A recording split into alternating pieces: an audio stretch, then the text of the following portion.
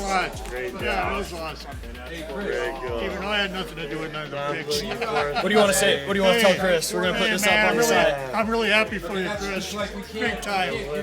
Spending all this time at RG's, obviously my favorite memories were some of the things back in the beginning of it all. And I remember the first shows we used to do with I want to say Soccer Dave was the guy. Your curtains reminded someone of pajama pants. And these guys used to come in and make fun of my curtains, and my wife picked them out, and she loved the curtains at the time, but I never knew that being on the show was going to give such attention to the curtains, so I never thought about it before the show. I'm all good with the curtains and the pajama pants. I'm far more offended by the non-skillful comment. I would prefer the light background, with some plaid mixed in there and a little natural daylight as opposed to the dark room that you guys are developing pictures in over there. Obviously I had to change those curtains after a while because I was getting railed on the curtains, and so those things were gone, and the shows eventually evolved, and they sent us these nice backdrops and everything. And so it got all fancy after that. But it's the early memories, the party in Vegas, going to the pizza joint 15 miles off the strip for some reason when Gary Payton didn't show up, and Dan Bach had all his balls and stuff to sign, and he was left holding all this stuff all night and no Gary Payton. So it's early memories that bring everything back. And I'm not surprised that it grew to what it is now. I could kind of see it back then. So it's been fun.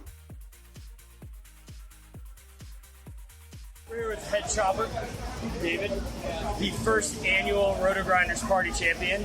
Really, I just want to thank all the sites for sure who made this whole weekend just everything it was. And these guys right here, man, from Rotogrinders were awesome. This was a great weekend. I hope we do this every year.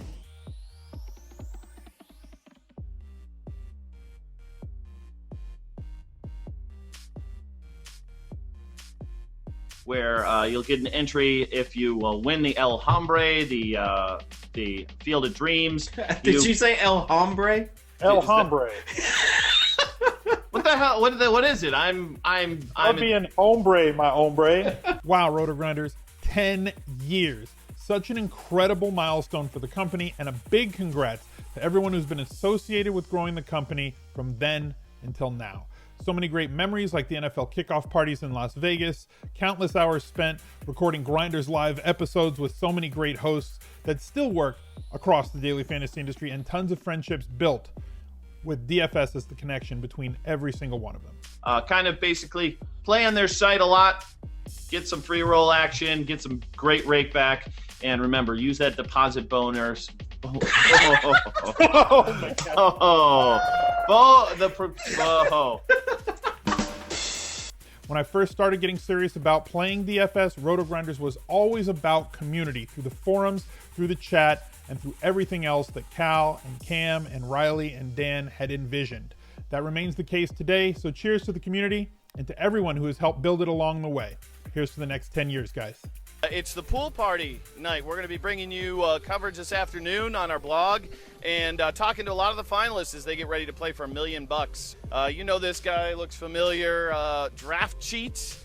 Really happy to be here with Peter Jennings, who I dubbed as my favorite to win tomorrow, Pete. No Dan Pan right off the bat. I'm doing well. This is an amazing party. I mean, DraftKings obviously treating us right here. We got a batting cage. We got girls on rollerblades, drinks, food, everything you'd want. This doesn't suck, being able to do poolside interviews, especially with somebody who's a contributor on Rotogrinders.com and seems like just about everywhere. And I have to say, definitely the most buff guy potentially here as one of the finalists. Jonathan Bales, what's up, man? What's up, Dan? Bet you like that intro, huh? That was a good one. I could get used to that. And we're here with Napster Man. Nap, I promise you this light will not get you sunburned. I can't take any more. Four layers of burn is I got lava bubbles.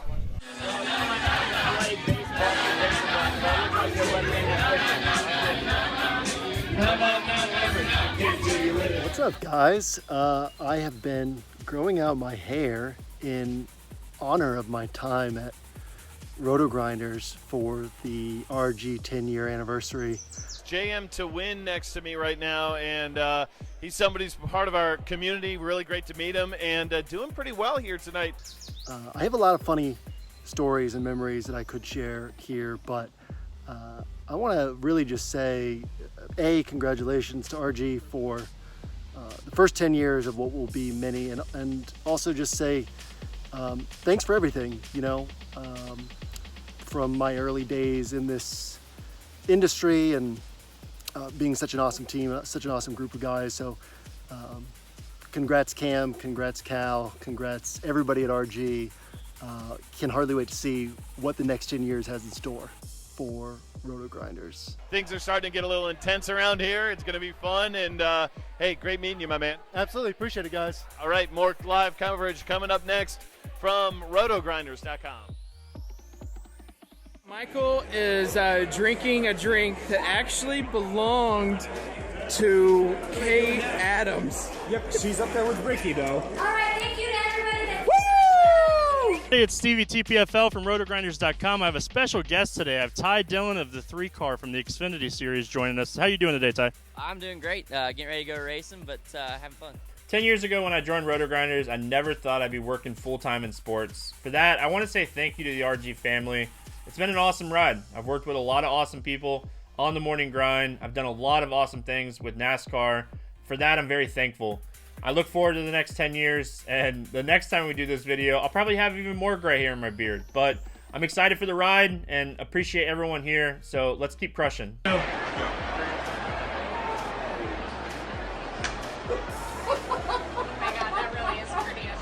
job, everyone. Not Dean here. That's not Dean7890. Who gives? Why would he have so many numbers here? Grant, can you hear me through that mask?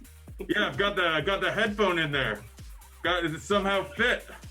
Yeah. So I couldn't let Cheese outdo me here.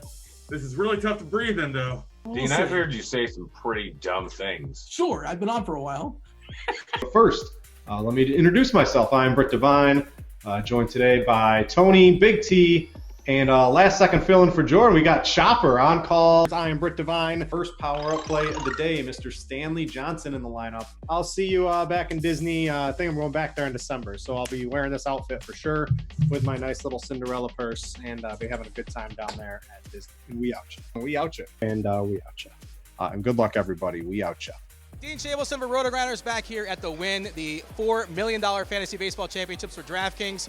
We're here with another contestant, Rotogrinders' own Taylor. What's going on, man? It's just early, but I'm excited to be here. It's been an awesome event so far. Hopefully we can make a little money tonight. We are live from Las Vegas on the Strip for FanDuel's World Fantasy Baseball Championship. We're here with a guy who goes by Big T444. Obviously, if he was Little T, he'd be just trolling us. Tony. Great to see you again live from the World Fantasy Baseball Championship here with Paul Arrington. We know him best as Boggs Light. Boggs, do we have a marine layer coming in here or what? Well, actually, technically we do. There's a little misters going on up in the action up there. All right, Rotogrinders, here we are. It's your old pal Emac just checking in to say congratulations on reaching your 10th anniversary. That is quite a milestone, and oh, what a ride it has been. Those of you that were around in the early days will remember those familiar words which I used to lead into many, many shows. I stumbled across daily fantasy sports before the Major League Baseball All-Star break in June of 2011, and I found Rotogrinders a couple weeks after. In January 2012, I began providing written and video content for the site, and it has been a blast in the industry ever since. In the early days, it was a lot of fun getting to work with STL Cards, Beer Makers Fan, Notorious, Head Chopper, Al Smizzle, Dan Bach, and many more. When DFS first began, Twitter was just beginning to gain traction, and we did not even have any source at all for confirmed starting lineups. I remember my first on-air show was with Bills Fan 777. You guys know him better as Warren Kasoy. He had just wrapped up high school, and Dan Bach let us anchor the original weekend shows for Rotogrinders. As the video content began to expand over the next few years, I have a lot of good memories working with Dean, Pepsi 7, Boggs Light, and of course getting to be the first host of Last Call, which was our original show leading up to Lock. That was a solo effort for MLB, but we soon brought in Kevin Roth for the first ever DFS weather report. As basketball rolled around, Fast Eddie Fear joined me and became my co-host, and we set all sorts of viewership records. DFS has been a phenomenal source of entertainment, and I hope everyone is enjoying the fun. Thank you, and once again, congratulations to Rotogrinders for your 10th anniversary. With that, good luck, gamers. All right.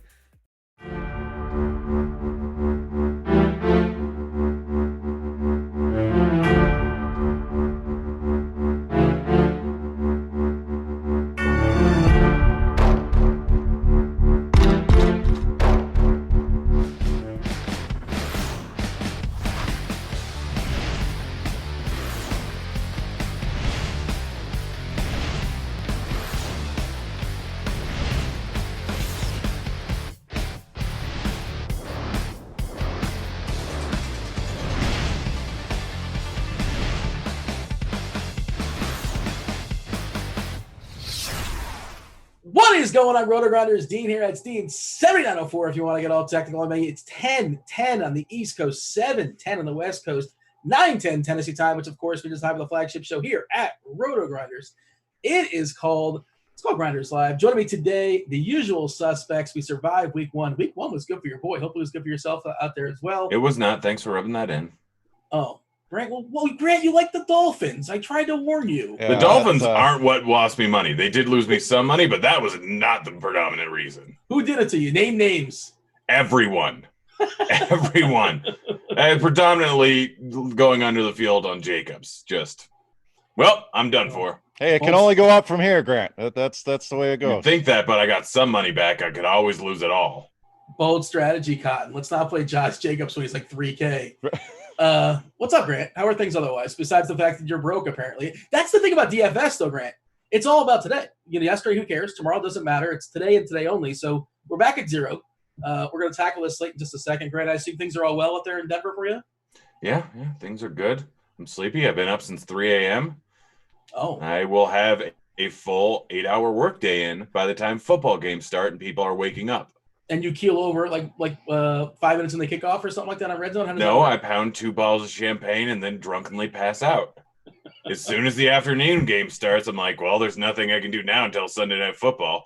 I should be watching, but nap time is awaiting. I will sneak in a nap sometimes between after the end of the 4:25 games and the start of the the late what do they call it, the island game, Sunday Night Football. Once in a while I'll sneak in the old nap. What's up, Beer? You have no time to sneak in You guys know Beer Maker's fan because he won a FanDuel Live final not too long ago. Well, so many years ago.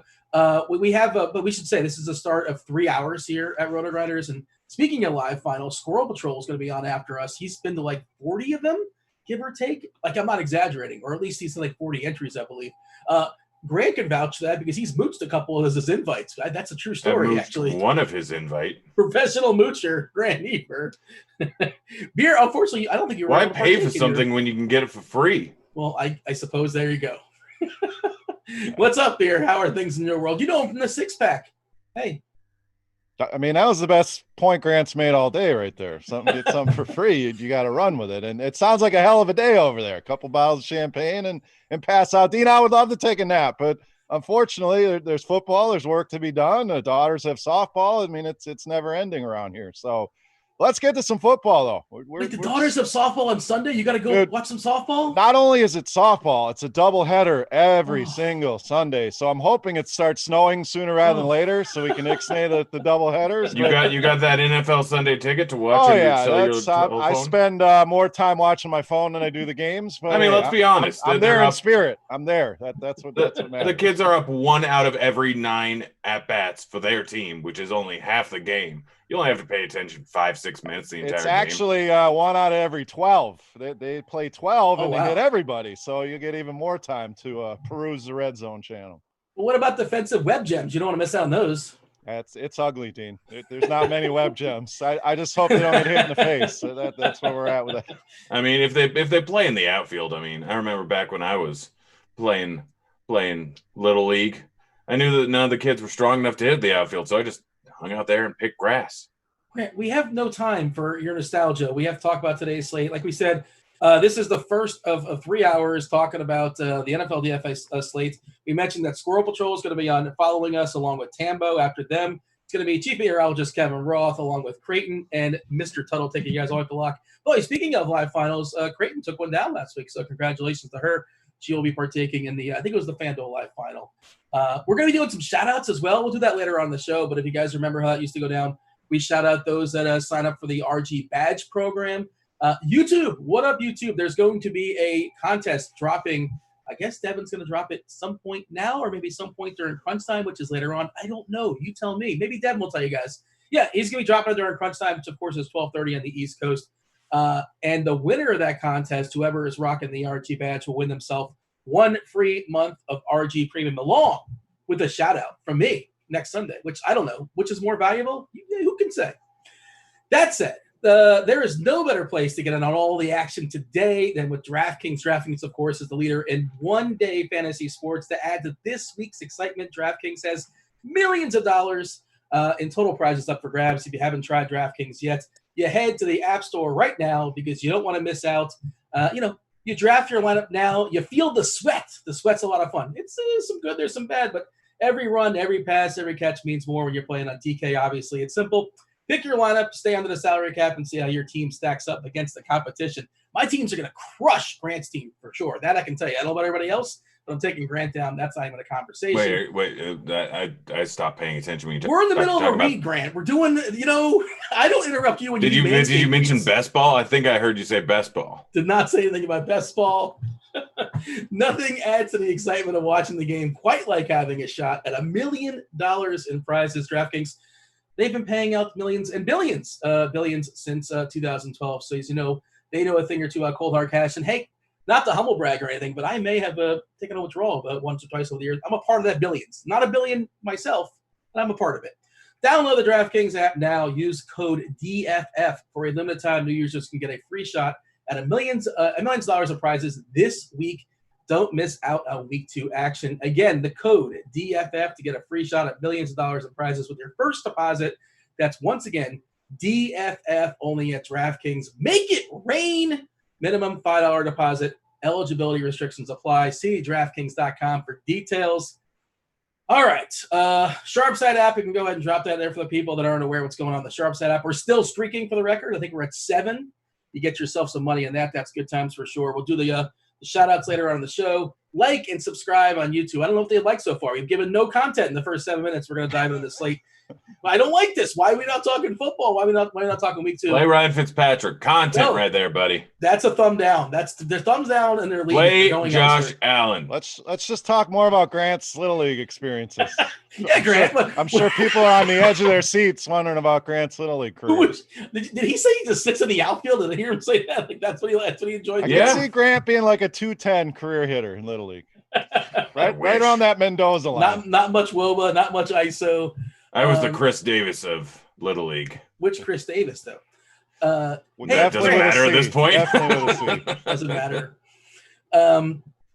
Grant, this slate is wild. It's really, really good. I think we're going to be super, super chalky in cash games, especially depending on where you're building. But DK, and we're going to talk about, we're going to break it down position by position, obviously. I think, and DK, like the running backs are kind of sort of obvious. I hate to say that. And then it's like, well, which 2 cheap receivers are you going to pick?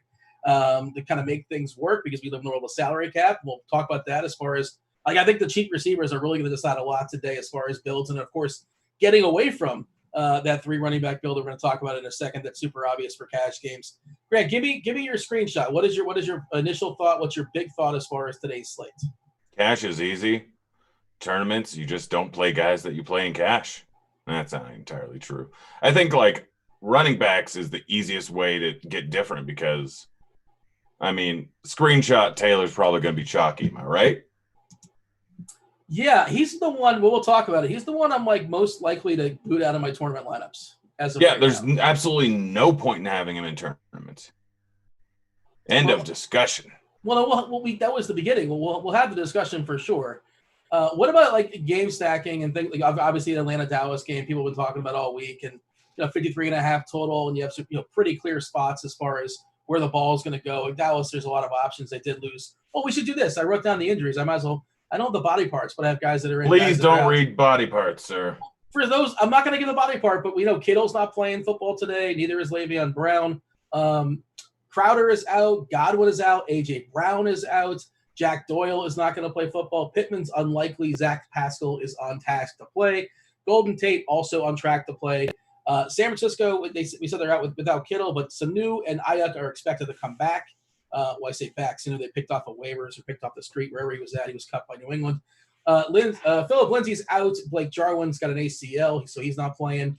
Justin Jackson is out as well. Gerald Everett expected to play as Kenny Galladay is out. This is kind of a big one, which people don't really think about offensive linemen, but Tyron Smith, he's got a neck, so he's questionable. Big offensive lineman for Dallas. He's their best offensive lineman, one of the best offensive linemen in the league. I'm told. I'm not an offensive lineman analyst. Beer, your thoughts as far as these injuries? What are we monitoring most? Does that Smith injury actually move the needle for you as far as Zeke, as far as Dallas in general?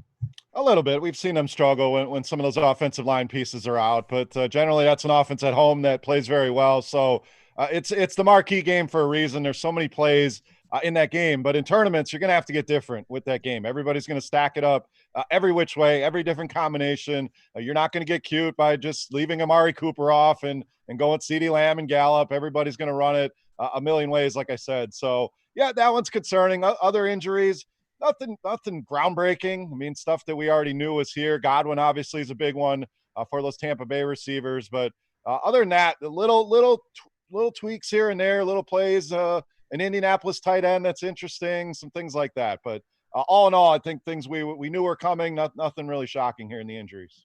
The YouTube chat's coming at me. Apparently, I said Le'Veon Brown. You definitely said Le'Veon Brown. You kind of combined Le'Veon and Antonio into one person. Well, to be fair, we're going all in on Frank Gore, guys.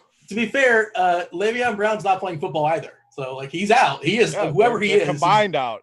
They're all out. He's like an attorney somewhere, but he's not playing football today either. But he's not available, whoever that may or may not be. Like and subscribe. We do appreciate that over there on YouTube. And again, this is just a start. 2 hours and 40 minutes at this point, taking you guys all up to lock. It's all free. Crunch time is free. Everything is good to go. And we talked about the GPP Savant. Squirrel Patrol will be joining Toe Tag and Tambo after us. And they go through how to build the lineup builder, which I was messing with last night. I was building a bunch of lineups and I definitely learned some things on that. I'm not as savvy on that as I want to be, and they do a really, really good job as far as covering it. And they show you a lot of the premium stuff as well, too. And that said, hey, if you want to look at the premium stuff at your own leisure, get yourself $5 off. The link's going to be dropped in chat here by our fabulous multitasking producer, D-Train, all over it. Check out this link. It's incoming right now. 3, 2, 1, on it. Get yourself $5 off the Core 4 premium here at RG for your first month. Football, baseball, basketball, and golf. There you go. Golf crack the Core 4. All right. We're going position by position. Grant, let's talk about some quarterbacks. Who's your premium quarterback plays today? Lamar is always in play. Kyler Murray is the chalk. Kyler Murray is probably going to be the chalkiest quarterback on the entire slate. It's rightfully so. He's been rushing the ball a lot. He's third most rushing yards since rushing attempts since the beginning of last season, going up against Washington. Should be playing a little bit from ahead, but you never really know. It's football, but Kyler Murray is just in a great spot here. Projects out as probably the top point per dollar quarterback on the entire slate. You got those two. Then you got the other two fairly chalky quarterbacks in Prescott and Ryan. Both of them are playing in the game of the week, the one that everyone's stacking up, the one that you can nicely correlate with any number of guys. That should be a big game for both of them. Those are the 4 chalky quarterbacks. Anyone else is off the board immediately. But I think that a lot of the off-the-board quarterbacks might actually be better plays. We don't know exactly what's going to end up happening, and the ownership's going to be through the roof on those 2 games. So quarterbacks I am looking at is 1, Josh Allen. Shocker. I'm surprised by that. Yeah. What did he do last week? Well, this is a good time to say, okay, week 1 happened, and we have these results, and we kind of go into week 1 kind of sort of blind to some degree. But it's worth noting that whatever happened in week 1 doesn't automatically happen in week 2. Just because a guy gets 12 targets in week 1 doesn't mean he's getting 12 targets in week 2. And we don't know what was an outlier and what wasn't an outlier. If week 1 stuff happened in week 6, and we already have 5 weeks of data, we can point to it and say, well, that was goofy and that was goofy. But we have nothing else to point to know what's goofy and what's not. That said, long story short, Grant, just because what happened in week 1 happened, it doesn't mean it's going to happen again in week 2. But yes, well, perfectly Dean, fine. Stats: 100% of the games Josh Allen has played with Stephon Diggs, he's gone over 300 passing yards and over 30 DK points. What's the sample size in that? It's a huge sample size. Doesn't matter. 100% of the seasons Josh Allen has played in the NFL, he's been fantastic. That is a stat.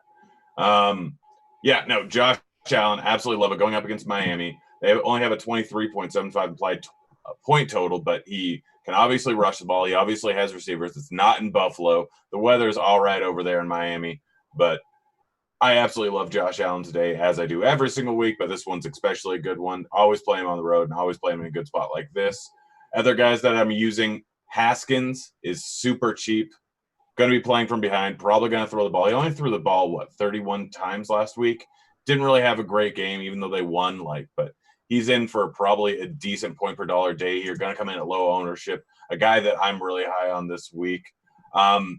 Ryan Fitzpatrick, I'm obligated to say him every single week, even though it's a tough matchup and really doesn't make any sense. You can just pay almost no money for Fitzmagic, Gesicki, and Preston Williams and get pretty much all the production. But I just am legally required. I think an interesting one is Tyrod Taylor going up against KC. We know who's going to throw the ball to. They're not really checking down to Eckler as much. I looked into it, and I think that could be a trend that ends up continuing. So Mike Williams is super cheap, and he's a great pivot off of the lower price wide receivers, and he's a perfect guy to pair with Tyrod.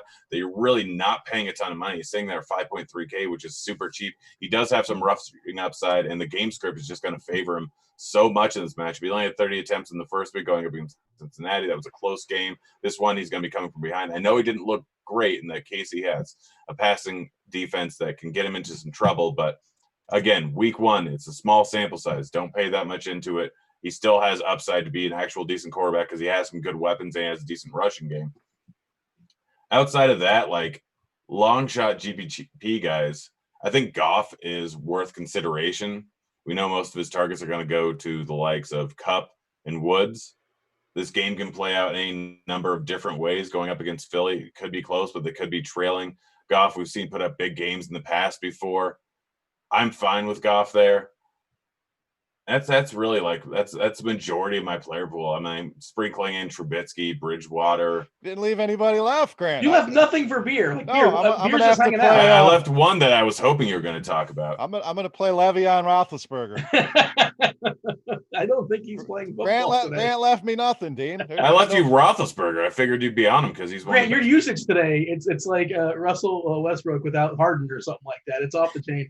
All right. So, yeah, we should mention as far as ownership, it's not necessarily very high, just generally speaking, just because there's so many quarterbacks on your roster one. And I think it depends on where you're shopping. On FanDuel, I'm more likely to get Lamar. It's not that hard to get him, especially from a cash game perspective.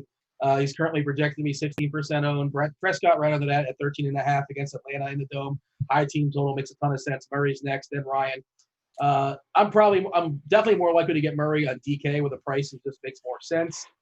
Beer, talk to me from a cash game perspective as far as your quarterbacks and then pivots to some tournaments. Feel free to elaborate on any of the guys that Grant's thrown out on there. And I was going to say any of them he hadn't, but that, I don't know what's left. I left him one. He left a couple. I'm just messing with him. Cash game's pretty easy. Lamar in cash on FanDuel. FanDuel's super easy. You can make it work. Why go with a guy other than Lamar who has the highest ceiling?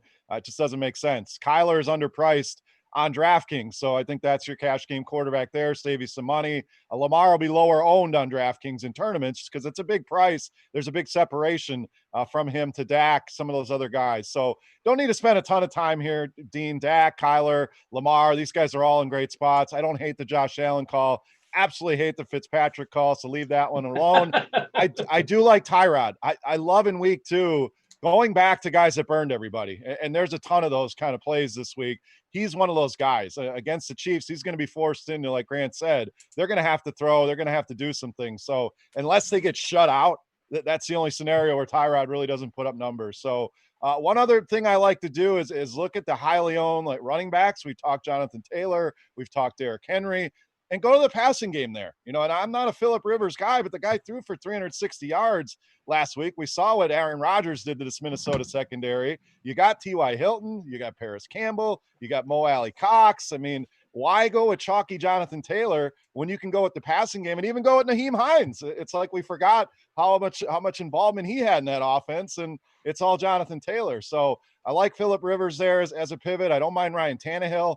Kind of the same thing off Derrick Henry, who I do love. But Tannehill looked good last week. The team was playing faster. And then one more, Dean, Mitchell Trubisky in that game. I think that one could have some sneaky shootout upside. Allen Robinson not happy. You get the squeaky wheel narrative, a bad Giants defense, and a pretty limited target tree there. Easy to stack him up with Robinson and or Miller. They just paid Cohen. Is Allen Robinson tilting over there? Well, what's going through Allen Robinson's head? You talk about squeaky wheel, and he wants to get paid and he wants the ball. Otherwise, get me out of here. And they're paying off, Cohen. What are we doing here in Chicago? I mean, that's been the question for years. What are they doing? I don't think they know what they're doing, clearly. I mean, you got a franchise centerpiece in Allen Robinson and a scat back that's going to catch some passes in Cohen, and that's the guy you pay. So as a Packer fan, Dean, I love it. Dude, keep paying these satellite backs and let Allen Robinson walk. So who knows? But point is, he's cheap. He's got a good matchup. So Trubisky to Robinson, a little bit under the radar here. To Rod, you mentioned him. He's super cheap on Yahoo. He's like $20 over there. Meaningful discount on DK and FanDuel as well. He's got some legs, got some outs. Who do you want to pair him with? Ideally, you're probably going to mix and match, but Mike Williams is 4.2K on DK, is like $15 or something like that on Yahoo. Or Keenan Allen or Hunter Henry. Who's your preference? Talk about Eckler, but we had check down Charlie there last time. Last year with Rivers, it's like his ADOT is like nothing. We've seen, at least in week one, Eckler not getting a ton of passes. They even talked about he's probably not going to get the same amount of work he had last year. So it feels like Taylor should probably be paired with Williams or Allen. Who is your preference? Preference is Keenan Allen, and Mike Williams was great. He was getting targeted down the field. I don't hate that. He's cheaper. You get the big playability. Hunter Henry got a lot of targets. You can go that route. But Allen will be the guy that's forgotten. So you talk about a low-owned stack. Nobody's playing Tyrod. And I don't love Keenan Allen outside of a pairing with Tyrod, but he would be the guy. And I'm not ready to write off Austin Eckler yet. He kind of fits that bill as well as guys that you can go back to, more so on DraftKings, hoping that usage goes up in the passing game. But I did see a lot of carries in that game. So it's not like he's not getting enough work. Would love to see more targets. And against the Chiefs, we saw what David Johnson did in the passing game. So if they can get Eckler involved, he's another guy going to be very, very low on today. Hey, speaking of guys that are forgotten, not the greatest spot in the world against the Chargers, who probably want to just control the ball and keep the ball in Mahomes' hands. But I think Kansas City Mahomes, and that's a good start of Casey in general, they're going to be mostly buried in the slate. Did you agree with that? Are you going to be over, under? Hopefully they don't go nuts and you kind of stay away. What's your thoughts as far as the Chiefs and Mahomes in general? Yeah, agreed. They'll be low owned for sure. We're showing Mahomes at 5-6%. I mean, it's just tough to stack them because it's so expensive, but there is enough value where you can make it work. I'm kind of picking more individual pieces. I want to work more Mahomes in my lineups, but I love Kelsey in the spot. They have some great corners there that could shut down those receivers. And I think Clyde Edwards-Helaire, one of those higher end running backs we'll talk about, that's not going to have any ownership because it's all going to go to Zeke, Derrick Henry, and Jonathan Taylor. So more so picking pieces. I have stacked that game with Tyrod as the quarterback and going to try to do it with Mahomes as well. Yeah, you can do it with Tyrod, and then you kind of run it back the other side with Hill or run it back with Kelsey. And we'll talk those positions specifically. Tight end, I think most people are just going to punt it because salary is a thing, and there's a lot of, at least on paper, appealing tight ends that are pretty cheap that can kind of make things work for you. Grant, put a bow on the quarterbacks. There's a bunch. I mean, we were joking, all the guys you mentioned. There's a bunch we haven't really talked about. And by the way, we were talking about Minnesota, facing Minnesota. Name brand, they are a good defense. They're not good. I don't know if the word's out just yet. We think we know at this point, but they're not expected to be good. That secondary especially is a mess. So you can definitely pick on that Minnesota secondary there. But give me your final thoughts here, Grant, as far as quarterbacks before we move on to talk about running backs. Stack up the Dallas game. Off the board quarterbacks, Josh Allen, and I was waiting for Beer to go into him, but I guess he didn't want to. Ben Roethlisberger makes a great GPP play. It's Big Ben. Everyone's going off of week one. He had a little bit of rust in the first half, kind of brushed it off. This is week two. We know that he's going to throw to his wide receivers. If he has a big game, Juju and Johnson or James Washington are going to have a big game. Lots of upside, even in a tougher matchup, but the Broncos defense isn't the same as it used to be. So, yeah. Big Ben is a guy that I really like for tournaments. Him and Josh Allen are probably two of my favorites. Give me this. Give me your favorite pairing with Dak and your favorite pairing with Big Ben. Favorite pairing with Big Ben is Juju. Favorite pairing with Dak, no surprise, is probably Cooper. But again, you can get those are two that you can go any which way. All right, we've kind of teased it. We talked about running backs throughout the show. Kind of mentioned it, but yeah, there are three super chalky running backs that make a ton of sense as far as your cash game build. I was talking to other people. Everybody basically is on the same thing, and depending on where you're shopping, it might be like a 2v2 or a 3v3 with your defense and a couple receivers or something like that, or which cheap tight end you happen to be picking. So cash games are going to be a lot of fun this week, but we're firing away. It's going to be good times for sure. I'm in the lobby. Come scoop me up. It'll be good times. All All right, Veer. Let's start. By the way, Veer, I bet Grant probably knows this because he's more. Well, I don't know how much you partake in the sports book and things like that. Do you know what Derrick Henry's player prop is today? Is over under as far as rushing yards? I looked earlier. I want to say 112 and a half, something in that range. Unless it changed this morning, it was 118 last night. Have we ever seen a total that high before, Grant, for a running back in the NFL? I don't know if we have. I'm sure we have when Adrian Peterson was going up against an easy run defense back in 2015 when he went for over 2,000 rushing yards. And I think we had it a few times with Jamal Charles. And I think we had it a few times with one other guy. Who was it for Baltimore? I don't way know. back in 2001. It was a question that it was like a Jamal Lewis. Lewis. This isn't important. DJ 2K, it happened a few times. Clinton Portis back when he was with the Broncos when we went for an average of 100 and OJ Simpson, Dean, I'm sure he had a pretty big prop. Walter Payton back in 75. What about Gale Sayers? What was his prop? Yeah, he had to hit him. He had to hit a 120. But the point is, that's a huge number. So of all these chalky running backs, and we're talking Henry, Zeke, and Jonathan Taylor, Henry's the one I want. I mean, he's the one I feel the safest about, the one that could smash here. Where the other guys, Dallas, you could have the passing game go nuts, and Zeke maybe gets 90, 100 yards, but doesn't find the box. Taylor, I still don't see the disrespect for Nyheim Hines. I just don't get it. You know, I love Jonathan Taylor being a Wisconsin fan, but at these kind of ownerships, I'm with Grant. That's an easy fade. And if Jonathan Taylor beats me, so be it. But at 40%, easy stay away. Get them in cash games and have your exposure there. But tournaments, there's too many good running backs that are going to be 5% owned, 7% owned. That could smash what Jonathan Taylor does. Don't eat that chalk in tournaments. I said there's a comment in chat says have the guy with the beard say Yahoo again, and like that's definitely not me, but I'm not sure who they're talking about. They're definitely talking Grant because I say it properly. Yahoo. Yahoo. Yahoo. Yeah. So Taylor is total again. Player props are only so sharp sometimes. It's 56.5 as far as their rushing total for Taylor. He's a guy I know you probably can speak to this beard more than any of us. As far as college, he wasn't a guy that was known for catching the ball very much. But isn't that historically what Wisconsin does? They don't really throw to their running backs. I think that's kind of they don't get a lot of opportunity to catch the ball. I mean, he didn't get a ton of targets there. So that doesn't mean a guy doesn't have the ability to do it. He's just never been asked to do it before. And we know Phillip Rivers loves to throw those running backs. So they're both going to catch passes out of the backfield. And so you do get upside there. Obviously, the touchdown equity is huge and the price is egregious. So I get why he's popular. But again, a 40% on running back like that it's an easy fade. If we had no other alternatives to go to, it makes sense. But we have a plethora of running backs that we can play here at minimal ownership. Well, yeah. Well, let's give the plethora in a second. And as far as ownership, Taylor, Henry, and Elliott all projected to be over 26% in tournaments. Let's get to the pivots because Drake, CEH.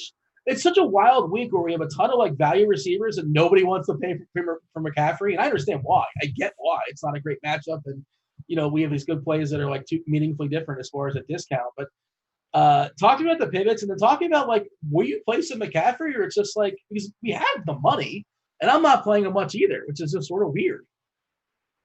Definitely feels weird. Not playing. I don't have much at all. I mean, you look at the matchup. We hate that matchup. Tampa Bay did a great job holding him down. They're going to be great against running backs. We know that. But it always feels weird going into a slate without this guy because he can pop off against anybody. So the price makes it tough. The matchup makes it tough. But this is the lowest ownership we're going to get on him. So personally, I don't have much, if any, right now. I think I have a share or two. And I don't know if that's going to change just because of those factors. So terrifying, but I'm going to be under the field even at that minimal ownership that he already has. It's going to be around probably 10, 12% or something like that, which is not a big number for McCaffrey historically. That was all jam in last year. Different situation, obviously. Grant, first, tell me this. The running back, I used to fade them all, whatever, but who's the one you want to fade first and the one you want to fade least amongst Taylor, Henry, and Elliott in tournaments? Elliott's the least. I want to fade all three of them in tournaments. I am predominantly fading all three in tournaments. There's no reason to use Taylor in tournaments. Like, I get he could get there. I don't care if he gets there. Like, I'll lose me money, but I know it's absolutely the right decision not to play Taylor in tournaments because there's just too many other options. Zeke at that ownership, I don't want to play him unless I'm doing game script dependent. And Henry, I just don't really want to play. Like, yes, he should end up going over 100 yards rushing. yes, he should get a touchdown, but this is DFS. You're paying 7.9K, and there's lots of other guys in that same price range. I would rather go with Barkley. I'd rather go with Cook. Realistically, both of them have the same upside. Yeah, and Cook and Barkley are both expected to have less than 10% as far as their ownership. And Barkley's a perfect guy to have the conversation of like what happened last week doesn't necessarily mean it's going to happen this week. And by the way, I know you've been partaking in this, Grant. There's been some sportsbook promos out there. Like I saw, like it was like the Broncos like plus 100 points. Like they guarantee you a win essentially. I think there was a bet they had out there in one of the cities or one of the states. Barkley like had to get like 9.5 yards to win your bet, and he didn't get it last week. Do you know what I'm talking about or no? I didn't know about that. I guarantee it was probably over in New Jersey. They had that, and that is hilarious. He didn't get there. It was people are betting it's free money essentially, and of course he had like 10 carries for 6 yards or so. That's kind of hard to do. Who's most likely to rebound? I guess you like Barkley, you like Cook, you like them both. Who do you prefer amongst those two? I prefer Barkley, but there's a price discrepancy. Cook, like going up against Indy, they play Tampa 2 defense. They're probably going to end up checking down to Cook a lot. People are going to look at the first week and see they only got 2 targets, but you look back to last year, that was absolutely not the case. Diggs is no longer there, so there's more targets to go around, especially with everyone outside of Thielen not really being great in this offense. So he averaged, I think, 5 or 6 targets a game last season. It should actually see an increase here. He gets 8 targets. He gets 6 catches. I mean, Saquon, we talk about how bad he was last week. He still ended up with 12.5 points because of his pass game work. Sure. It's going to be similar with Cook, but both of them, I think, have a decent chance to outscore Henry and are drastically less owned. And both of them are very involved in the receiving game, but if I had to pick between the two, I think Barkley's probably the better choice. We got Andrew here in chat saying, what's up, chat? Like and subscribe. We do appreciate that. It helps us out, the old analytics. Smash, cuddle, caress, whatever you want to do, that like button. Said that bet apparently was in Jersey, and he bet on that. Well, of course you bet on that. How do you not bet the over on like 9 yards? That is brutal. Bobby says he's got 33% Barkley today, which I understand why. This guy gets it. Yeah, I mean, that's Ricky Bobby style for sure. And like, why can't he go? He could be the top running back in the slate. It wouldn't be nuts at all. How was that Ricky Bobby? He doesn't put up bad games too often. I don't know. We just roll with the punches. Over 50% of the games since he's been in the league, he's been over 20 points. I was told on this show, you gave me a sample size of 1 game because Diggs did okay, or like, what was your ridiculous sample? Never mind. Hey, what do you have for me, Beer? We kind of skipped over Drake. Drake. Well, I thought we were waiting to go to the mid tier. Well, no, I'm going by the ownership percentage. I'm on a lot of HQ right now, kind of jumping around, but I kind of skipped over him. Like Jones is in the conversation. I know Fournette's lurking, and I think Fournette. I think the longer the year goes, the more like he's going to eat on Jones, unless I just say like Fournette's toast, which that might happen as well too. But Tampa obviously has got a healthy total there against Carolina, positive game script as well. We suspect they will be ahead up on Carolina, who's pretty terrible. Grant, Beer, give me your thoughts on Jones, like Mostert there in San Francisco. Again, another game what we suspect. San Fran just be how to grind this game out and take the victory on the Jets, who are pretty putrid, and without two of the big offensive weapons. Well, by default, I say big offensive weapons. And then Drake. Do you love the Drake? You act like I forgot about Drake. Oh, well. There you go. We have that. So Barkley, I agree. I think that's a phenomenal play today. This Bears D is not what they were a few years ago. We know he's going to be involved in the passing game. I think that game has shootout potential. So really like him. Love the point on Dalvin Cook. I don't get why there's no ownership there. He's a guy I'm going to be heavy on in tournaments.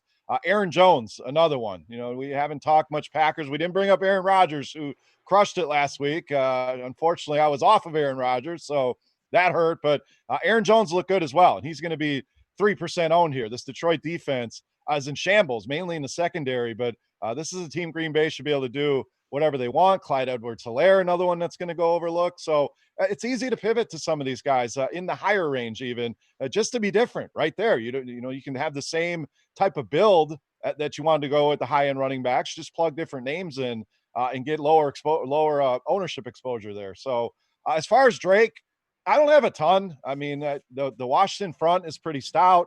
We've seen Chase Edmonds be involved in that offense. So he's one that, the price is fair, no doubt. I don't hate the matchup here, but I don't love it either. So He's kind of in that middle range of ownership where I think you can get away from that ownership as well and go to some of these other names we've mentioned. So Ronald Jones is a guy that I love in the mid-range, and it's Leonard Fournette is not going to this week going to dig in huge into that. I agree, Dean. It's going to, over the course of the season, we're going to see a changing of the guard there, but it's not going to be in week 2, and he's not going to get a better matchup all season long than he will with this Carolina defense. It's windy there, so maybe that lends more towards the running game, but we saw last week that team give up about 15 touchdowns to Josh Jacobs. I love Ronald Jones in the mid-range, and I'm surprised the ownership is this low on him. Well, I mean, you can only roster so many players, and there's so many good players, and that's the reason why I think the ownership kind of gets squeezed. Miles Sanders feels like a really, really interesting wild card. How is it a wild card? Well, because nobody wants to play him because they don't know what it's going to look like. He was injured. He wasn't injured. We don't know what his usage is going to be today. Like, they might unload him and just say, here's 80% of the snaps, and he's super interesting, but it's possible they're kind of ease him in because he was. Now, I know he's off the injury report, but he was injured last week, and that's sort of a weird thing. I mean, maybe the last week they just thought they didn't need him, and they're just going to kind of, baby him the first week. I don't know what the thought process is there. And anybody who says they do know what Philadelphia was doing there, I don't know. Because they were just sort of weird with as far as their injury reporting.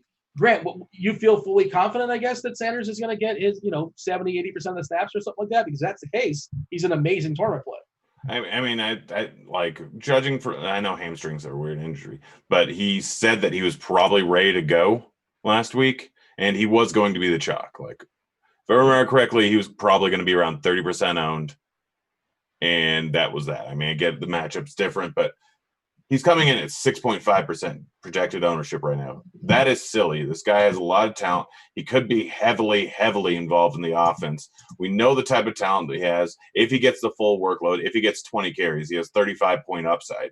He can absolutely do that. He's involved in the passing game. I love Sanders today. Like, I love staying in this range. All the guys outside of Taylor is the one guy I don't want to play in this range in tournaments, because why would I do that at 35% ownership when we have Sanders, Drake, Beer already talked about. I don't need to say anything. David Johnson, who is apparently worth more than DeAndre Hopkins, and he is without Duke Johnson. He's going to be heavily involved in the offense. I get it's a tough matchup going up against Baltimore, and they're probably going to be coming from behind, but this guy is a guy that can absolutely get 6, 8, 10 targets in any given game. He was a wide receiver in college. He absolutely has stuff to catch the ball. We saw 1 week he got a touchdown, and people seem to have forgotten about him a little bit, but he's 5.8K, which is a ridiculous price tag for a guy that is the workhorse in that offense. Absolutely love David Johnson, even in a tough matchup. Hines, pivot off of him, off of Taylor to him. It's just easy. Jones, everything Beard said is 100% correct. But like Sanders, Drake, and David Johnson are probably my 3 highest owned running backs today. Okay, Bowie, you were asking why is Sanders a wild card, and you said like if and maybe and if and that's possible and he can. That's why, because there's always sort of clauses. But I agree, the upside's well. If Derrick Henry doesn't go for 100 yards, what if he doesn't get a touchdown? It's called sports. I don't know if you know this. What we think is going to happen doesn't always happen. I thought you were a professional, Grant. I thought you knew. I thought you were a precog. Is that not true? Did you not have the almanac? I do not have the almanac. I thought you had that. I do. My buddy Biff hooked it up. Watched that, by the way, last night. Fun. Did you? Fact. Oh, it's so good, isn't it? Oh, I've seen, since it went up on Netflix, I've seen it like 3 times already. All right. So Sanders, they're asking in chat here. We'll try to appease the chat, Grant. You got to pick one. You can't just throw out a bunch of names. You got Sanders, you have Drake. You can play literally 3 running backs in the same lineup. Sanders. Oh, this person. Sanders. There. I got you. I mean, it's the same level of upside and way less ownership. And I don't see – we had worries about Sanders being eased in. I think they're going to go right to him. He's 100%. According to him, I hate going off of the player analysis of himself. But I love the spot. Look what Zeke did last week to this Rams D. Yes, you worry about Aaron Donald, but Philly needs a win. They're gonna lean on this guy. I think he has a big game today at 3% ownership. Yeah, David Johnson was mentioned. I believe Duke Johnson's officially out. So even if they're playing catch up, and also he's a good receiving back, like Grant talked about. So I don't think if we get game scripted out of this game here, and you think it's going to be a bit of a shootout against Baltimore, they're probably going to try to catch up because that Baltimore offense is excellent. Put a bow, Grant. Not Grant. Let me go to beer. What's your final? Wait, can I mention one more guy first? Yeah. Antonio Gibson. Yes, sir. The literal chalk last week. Yep. Only got a few snaps, but again, he now has a full week of practice underneath him after this. Offseason was weird. When he was in the game, they gave him 11 carries or 11 touches. I forgot, two receptions, but was heavily involved the entire time he was in there. They love him. We have him pegged at 1% ownership at 4.3K, which is absurd. He's a fantastic play today. Bobby mentioned in chat. Hey, Bobby. I just wanted to make sure we pointed out Gibson because we never really got to the cheap guys because he's the only one I really. Is getting 10% enough for you because you're well over the field? Like you don't when you see that name, you don't have to like that's not a lock button. You're saying you want to get a little bit more than a sprinkle, basically. I'd probably have 30%. Well, that's all right. That's a lot. So 30 times the field. Yeah. Well, sure. It might be 2% as far as his ownership, but yeah, it's not going to be high at all. Recency bias and the plethora of running backs out there. Opportunity costs and yada yada yada. I understand why it's going to be super low. Put a bow on this. We got to talk receivers. What do you have for me as far as running backs here? All right, high end. I love Derrick Henry out of those chalky guys. I'm fine with the fade of Jonathan Taylor. I love Ronald Jones in the mid range, and then the three guys that I talked about bouncing back from week one chalk. We mentioned Antonio Gibson, love him. Austin Eckler in that boat, along with Saquon Barkley. All guys that people are already writing off. Don't do that. Week one, like you said, Dean, it happened. Doesn't mean week two is going to be the same. Those three guys really stand out as guys to go back to after busting as week one chalk. I don't think we gave enough time to Hines, but Hines is a really interesting direct pivot off of Taylor, which I will be doing. And we'll see as far as how it's going to be delegated out as far as who gets the snaps. But I think Hines gets a decent – the ownership is clearly going to be different. It's going to be much more on Taylor. And, we think Indianapolis is going to score a decent amount against Minnesota. Why can't Hines get those touchdowns? All right, let's talk about the receivers. Before we do that, let's give the shout-outs. Yeah, we're bringing it back. We're giving the shout-outs for those that are signing up for the RG Badge program. Devin's going to go ahead and drop that for you guys in chat. Long story short, you can pick on it and read it for yourself. But basically, if you're rocking the RG Badge, you finish in the top 10 in a certain contest, you get yourself a free, I believe it's a free month of RG Premium. And again, during crunch time today at 12:30, everything is free. We're taking you guys all up to lock for 3 hours every single Sunday. There's going to be a tournament drop there. If you guys jump in there and you're the highest person finishing with the RG Badge, you get yourself a free week of premium and a shout out, which, both worth a certain amount of value. The shout outs this week, as far as those that just signed up, Darkstar 24, Bloodhound. They signed up not even knowing this is a thing. This is additional added bonus. Samtu God. This is where I butcher the names because they're all kind of sort of goofy sometimes. This TSOKO, Soko, maybe? Lil Randy 88, Jaywalkin, John Austin 22, and Fail to Improve. Welcome to rocking the RG Badge program. All right, Grant, open up receivers for us. What are you doing today? I mean, I'm going a little bit off the board. If we look at ownership, like Adams, absolutely chalk that I'm fine with eating. Like he's going to get fed. He's going to get 100 yards. He's going to get a touchdown. Absolutely great decision to eat that chalk. Outside of that, like, are we really sure Corey Davis is going to do too much?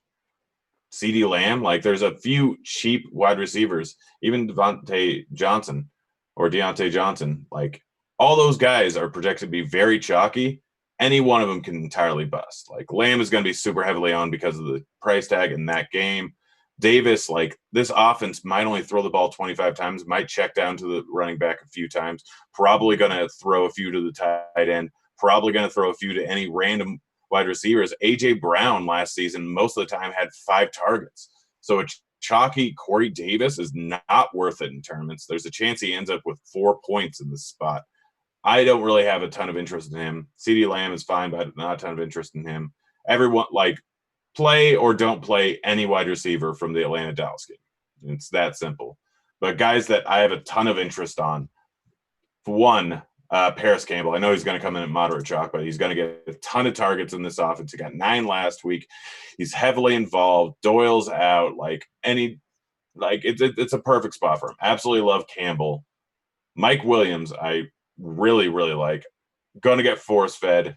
Going to probably crush in this spot here. 4.2K, literally a direct pivot at 1/3 the ownership of all these cheap guys.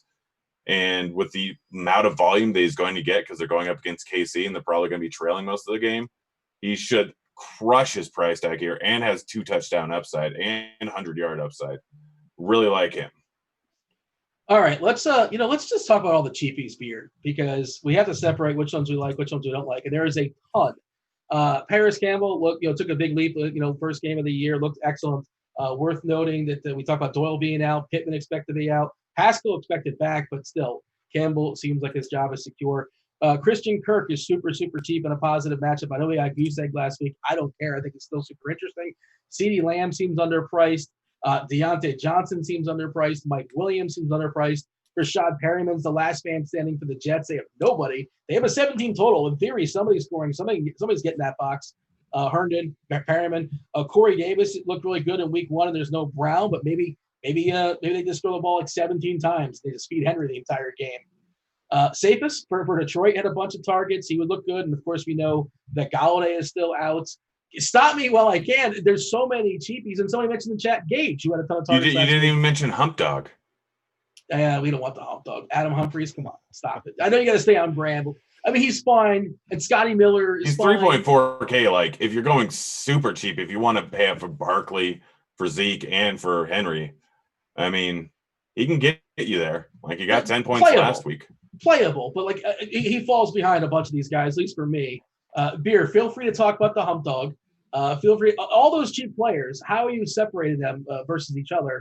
Because, there's just a whole bunch, and that's kind of going to decide a lot of tournaments today, as far as I can tell. Easy. I'm looking at the ownership. I will gladly avoid Corey Davis at 20% ownership. And I know he looked good last week and no Brown. But I agree with Grant. I mean, how many targets are really going to be there for him? So we saw them target Humphreys. We saw them go to Jonnu Smith. Derrick Henry had 34 touches in that game. So yes, everyone's comparing him to Devontae Parker. That's a breakout for Corey Davis. Maybe we just take the L on Corey Davis. But anyway, for today, 20% ownership, I'm fine staying away from that. So I'm hunting out the lower owned guys out of this group team. There's a ton of them to go to. You name most of them. So there is a lot of value at that position. But I want to go again to bounce back candidates, guys that burned us last week that nobody wants to play. What about Marvin Jones in the mid-range? Nobody wants to play him. It's the same situation, and nobody wants him this week, right? So last week he's 30%. This week he's 3%. He's put up some massive games against this team. I mean, I think it was a couple of years ago. He had over 200 yards, 2 touchdowns in the same game. So absolutely love him. Who else are my bounce-back candidates here? Deshaun Jackson. Why not? What's changed there? He got a lot of air yards. So everybody wanted him last week, and he busted, so I'm going back to him. Christian Kirk is a name you mentioned. Saw a ton of air yards, got a lot of targets, just didn't put numbers on the board. Hopkins isn't getting 17, 18 targets every week. DJ Moore, another one. He wasn't highly owned last week, but they're going to have to put up some points through the air. So you can hammer away at the value guys, the mid-range guys. I do love Devontae Adams. The ownership isn't going to be too heavy because it's going to be spread out. I also really like Mike Evans with no Godwin in the lineup. And I don't disagree with Paris Campbell, but I also love T.Y. Hilton here. I mean, he's at home. That secondary is brutal. I think both of those guys could have big games, but T.Y., that ceiling is huge. We know that. So those are my favorites, Adams, Evans, and T.Y., but don't forget about these bounce-back guys, specifically Marvin Jones today. Evans is also another bounce-back guy, and of course, with Godwin out, it's kind of a clearer path, and it's a nice matchup here against Carolina. We're seeing 11% ownership, which seems, like you say, that's too high. Especially 6.4K is a very reasonable price on DK. Beer, give me this. Your top 2 receivers in the Dallas-Atlanta game. I really like CeeDee Lamb, but Michael Gallup's going to be the lower owned of that group. So, I mean, if they don't call that BS push off at the end, his numbers look great. And, he's probably the highest owned guy. So just remembering that and watching the games and I hate to say that what could have been, but, sometimes people just look at the box scores and that's all they see. So I do like Lamb and Gallup there, but I'll go Gallup. Other side, I'm going to go Julio. I mean, we saw Ridley score twice last week. I know Julio's allergic to the end zone, but I think he finds the box today. So Gallup and Julio. What about you, Grant? Your top two receivers in that Atlanta-Dallas game. Jones, Cooper. Let's see. Who else we talk about that's worth Perriman, the top wide receiver the last 3 weeks of the season last year. Okay, we'll talk about Perriman. I think he had every single snap last week, too. He did play 100%. Yeah, and he's last man standing because we know that Le'Veon Roethlisberger is not playing for the Jets today. That's a shout out to the people listening to a half hour ago. Right. So it's a conversation we have to have, Grant, because who wants to have players in the Jets, like the sputtering offense, not in a great spot, 17 team total, but they're like theoretically they're not going to have 0 offensive yards, right? Right? And I very much doubt they will. I mean, they're not Saquon Barkley randomly once a year now. But yeah, Perriman, like 3.8K, going to be half the ownership of Corey Davis, like a lot less owned than a lot of guys. We know that he can absolutely put up a big game just based on what he did as the number 1 guy for Tampa Bay last season. He's super cheap, still had 5 targets last week. I already said he was in for 100% of the snaps. He's the go-to guy. Like, he's absolutely the go-to guy. I may not think that he's good, but volume is the thing that matters, especially over on DK, where, again, he's under 10% owned projected, and he's 3.8K. People aren't going to feel good about throwing him into the line, but we saw what he did with Tampa Bay. He's going to get a ton of volume. San Francisco is a little bit banged up. This is football. Anything can happen. Like, love Perriman at 3.8K. He's one of my highest owned guys. And then what are your thoughts on – I'm trying to figure out what to do with Kirk. Perriman, the Friday UCF, shout out Knights. Hey, hold on, look at this. We got a prop. I don't know if you guys know this. The national champs won yesterday versus Georgia Tech. How about that? All right, I'm fine. I don't care that Kirk got 0 yards. You know, it's a clean slate. I don't care he didn't catch a ball last week. I think he's going to be perfectly fine today. I think he's too cheap on DK. I think he's too cheap on Yahoo as well, where it's like $14. What are your thoughts there, Beer? And then, you know, we got to move on to tight end, which I think is super interesting as well today. You know, feel free to answer that question. And like, oh, Fuller is awesome today. Why are we not playing Fuller? Why are we not playing Marquise Brown? Hilton is interesting. You know, people are talking about Paris. Why not pay up for Hilton? I think Hilton's interesting as well too. Mike Evans, more expensive. We mentioned Mike Evans. Hilton and Evans are guys I really like. Fuller, I love running it back. You know, FanDuel, it's really easy to build a Baltimore stack. You can go Hollywood Brown. You can include Andrews, Lamar, run it back with Fuller and or David Johnson. So that's super cheap. Kirk, I already mentioned as a bounce back guy like Perriman. Let's not forget, no Richard Sherman today. That helps that matchup. So I like that pivot off of Corey Davis for sure. Easy avoids for me today in tournaments: Jonathan Taylor, Corey Davis. And again, if those guys beat me, so be it. Is there somebody you're taking a stand on, Bear, as far as receiver? You're going to be well over the field, and somebody in the opposite direction, like you're just saying, I know he's going to be heavily owned, therefore I'm not going to be on much of. I'm going to be over the field on both Adams, Evans, as well as T.Y. Hilton. Those 3 really stand out to me as the guys I want. Fade will be Corey Davis. And again, it's just Corey Davis chalk does not feel good. The bounce backs from last week, Deshaun Jackson, Marvin Jones, Christian Kirk. And if Tennessee had their way, they throw the ball like 19 times. Right. Like that's, you know, obviously there's not a lot of receivers there. I know he's going to get some work as well. No Brown. But I have some Davis, but like I'm with you. I don't want to have more than the field. Grant, same question before we talk about tight ends. What was the question? Oh, jeez. Don't listen when you speak. But like that's the whole purpose of the show. So the player you're going to be well over the field on, the player you're going to be distinctly less in the field. Way less on the field than Corey Davis. Way over the field on Perriman. Actually, way over the field on Juju. We didn't talk about him, but I went over him when I talked about Roethlisberger. Way over the field on Juju. Way over. He's at 2.5% ownership for a guy people were talking about potentially the number 1 wide receiver last year before Roethlisberger went down. Okay, Grant, be concise. Open up tight ends. We're up against the clock. Of course, we have 2 more hours following us. They're going to be touching on these players as well. Herndon, we're seeing is the most highly owned player because we live in the world of salary cap. He's super cheap, and he's expected to get at least a lot of balls thrown his way, probably not efficiently. Logan Thomas, LT3, busted out last week. Nice matchup this week. It's a revenge game, too, I believe. Love Mark Andrews. Love Kelsey. It's hard to get there because, you know, salary matters. But I love those guys from a raw points perspective or from a tournament perspective. I think Hurst bounce back as well. And we have Jordan Reed, who's super cheap, but I don't think they run him into the ground. He's old. He's got a history of injuries, and they don't really need him because it's the Jets. But he's 2.6K on DK. What do you have for me as far as tight ends, Grant? Herndon is my favorite, followed by Logan Thomas, followed by probably Hurst, Gesicki, and Andrews or Kelsey if I'm going to pay up. But it's Herndon. I don't care if he's jockey. I saw a note about Gesicki. I think as far as tight ends come, he was in the slot more than anybody else last week. Yeah. He is kind of interesting, and nobody's going to own him. He's not a part of these heavily owned players. I'm kind of scrolling my way down to find him. He's at 1.5%. I do like that. I agree with you. That's ridiculous. I don't know if you know this, but Ali Cox played basketball, and he plays football, and he's cheap, and the Colts have to play him because there's nobody else. I think he's interesting as a punt, sure, why not? But I can't sit here and tell you that I know much about Mo Alley Cox. What do you have for me as far as tight ends here? Phillip Rivers loves to throw to tight ends that used to play basketball. Oh, there you go. Antonio Gates did that too. There you go. So, I mean, he is a specimen. He's a big dude, and they love to utilize the tight end. So I don't hate using that. More so in a pairing with Rivers or a stack of that game rather than a one-off. I agree. Herndon is the guy here in the cheap seats. Hayden Hurst is your week one bounce back candidate.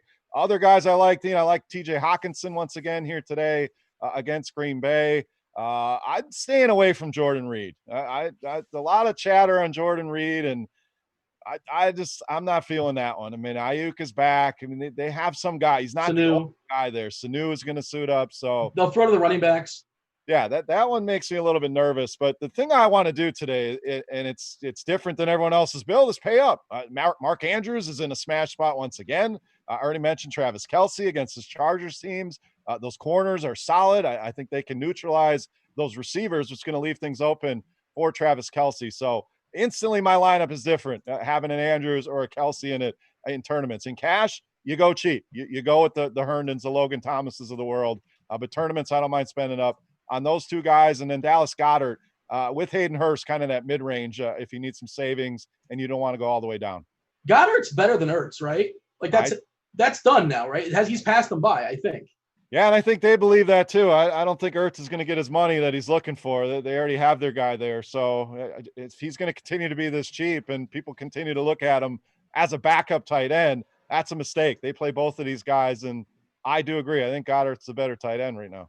Another one off the board, by the way, Higbee. You guys talk about the Rams. I think Higbee at 2.5% owned. It seems like a really, really interesting spot. And I was listening to the ownership show yesterday, and they both Jamino and Hansen were both interested in Higbee as like one of their tournament plays, like 5% guys that are under players that are under 5%. They both thought Higbee was interesting, and I actually agree. And Dallas with Vander Esch is beat up. Lee is out. We talked about Hurst. I think Hurst gets a bounce back as far as targets today. I think they'll be playing on the comeback. And they signed Hurst. They targeted him, said, we want this guy. It's not that much more for Hurst in comparison to Herndon and Logan Thomas. And I think Hurst can get like 8 or 9 catches today. Maybe I'm wrong on that. Give me some stacks. Stack them up, Grant. Your favorite stacks today. Buffalo, Miami stack, specifically the Buffalo side. And it's not even that much of a stack. It's mostly with Diggs, although you can throw in John Brown. Obviously, the Atlanta game, just stack up every single which way. And then the Washington game, stack up Haskins with McLovin and maybe Sims or Thomas. Both of them are fine. And bring it back with Drake. What about you, Beer? What do you have for me as far as some stacks out there? I mean, I love the Baltimore stack. I mean, they're going to score some points here, but kind of games that'll go under the radar, in my opinion. Indianapolis and Minnesota, I think that one could shoot out. For some reason, nobody's talking about the Chiefs, so I like that Chiefs-Chargers stack as well. And then Bears and Giants, another game that's kind of going overlooked here. Don't mind throwing a few stacks at that. In a vacuum, I understand it's different positions, but do you have Kelce or do you have Hill as far as your favorite cheap? Kelce for me. Again, those corners are stout, so they may end up spending some time on Kelce as well, but I think they can take Tyreek Hill out of the game. So Kelce's traditionally done well against this team. He's the guy I want here. There's a lot of receiving options on the high end, and you'll save some ownership with Hill. He gives you that upside, no doubt, but I'm going to go with Kelce out of those two. We got Kaiser Soze in chat. We should be scared. Kaiser Soze is asking us, will Taylor be heavily owned? Yes, he'll be heavily owned. He'll probably be the most popular running back, quite possibly in the entire slate. If not him, it's going to be Henry. If not him, it's going to be Elliott, but those three will be heavily owned. Probably Taylor and Henry. Certainly it's warranted, but there's also reason to pivot off them in tournaments. Do want to mention there's a show coming up after us. You got Squirrel Patrol, Toe Tag, and Tambo. There's a show following them as well. Take you guys all up to lock. And again, that Crunch Time tournament link will be dropped in chat at 12:30. Just stick here at RG all the way up to lock. Also want to mention the RG promo. If you guys didn't catch it earlier today, the Core 4 Premium. Get yourself football, baseball, basketball, and golf. $5 off your first month. Devin's going to go ahead and drop that link in chat for you guys. I think we got all the promos out there for the people. And again, sign up for the RG badge program as well, too. Devin's going to drop that link for you guys. Good times for sure. Finish in the top 10 of certain contests. Get yourself 1 month free of RG Premium just for rocking the RG badge. And, hey, you'll get a shout-out next week here as well, too. That's good times for sure as well. Give me a bold call, Grant. Set the bar, make it good, don't blow it. Juju goes for 2 touchdowns, 8 receptions, and 140 yards. All right, see it and raise it, beer. Jonathan Taylor, complete bust today. So 40% of the field are dust right away. Oh, man, you're killing me. I mean, I don't want it to be a total bust, but okay. Does that mean Hines is great? I love Hines. I don't get it, Dean. So real quick, defenses. I know somebody was asking. I'm going cheap. My bad. I'm going cheap with the Jets against San Francisco. And Grant won't like this, but I'm going with the Dolphins against Buffalo today. I got him on DK. He can get sacked. He can throw a pick 6 and get sacked 3 times and still go for 30 points. Yeah. Well, I got the Dolphins on DK just because salary is a thing. But, hey, you know what? There's 2 shows following us. They'll talk about all the positions we talk about, and they'll talk about defense as well. You got Toe Tag and Tambo along with Squirrel Patrol, who's been to like 90 live finals, and Grant mooched his way to 1. He can confirm that did happen for sure. All right. That said, we do appreciate you guys listening. That was Beer. That was Grant. I was Dean. Thank you, Devin. This is football. We're out of here. Holler. Tickets.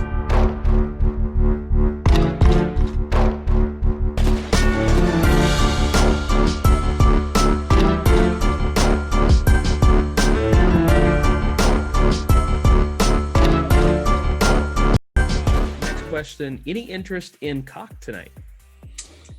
Who has more upside? It's your boy, the cock. Yeah. I'm not going to use that nickname again. I think that'll be fine. We claw with our fingernails for that inch. Because we know that when you add up all of those inches, it'll be the difference between winning and losing. Go hang out with koalas. We're gonna go to IHOP. Yeah, we're gonna get some pancakes, girl.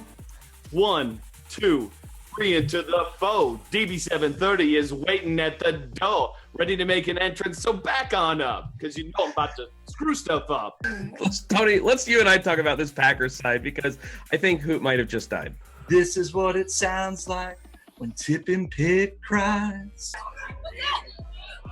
We're getting video bombed here. All right, introduce yourself. What's your name? Hi, I'm Becky Blaylock, and we would like some music instead of some podcasts. What's up, Grinders? STL Cards hopping in here just to say congratulations to everybody at Rotogrinders on 10 super successful years. I've been around for 8 of them. Super happy to have been a part of it along the way, from my initial Grinders live shows with your old pal EMAC to the meteoric rise of daily fantasy golf over the last 5 or 6 years. It's been a fantastic ride. Here's to another 10 fantastic years, and hopefully we can all make some money along the way.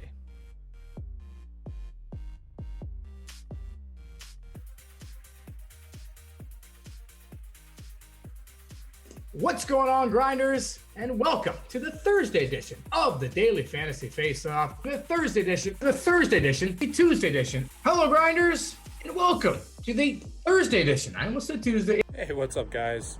Wanted to shout out Rotogrinders on their 10-year anniversary.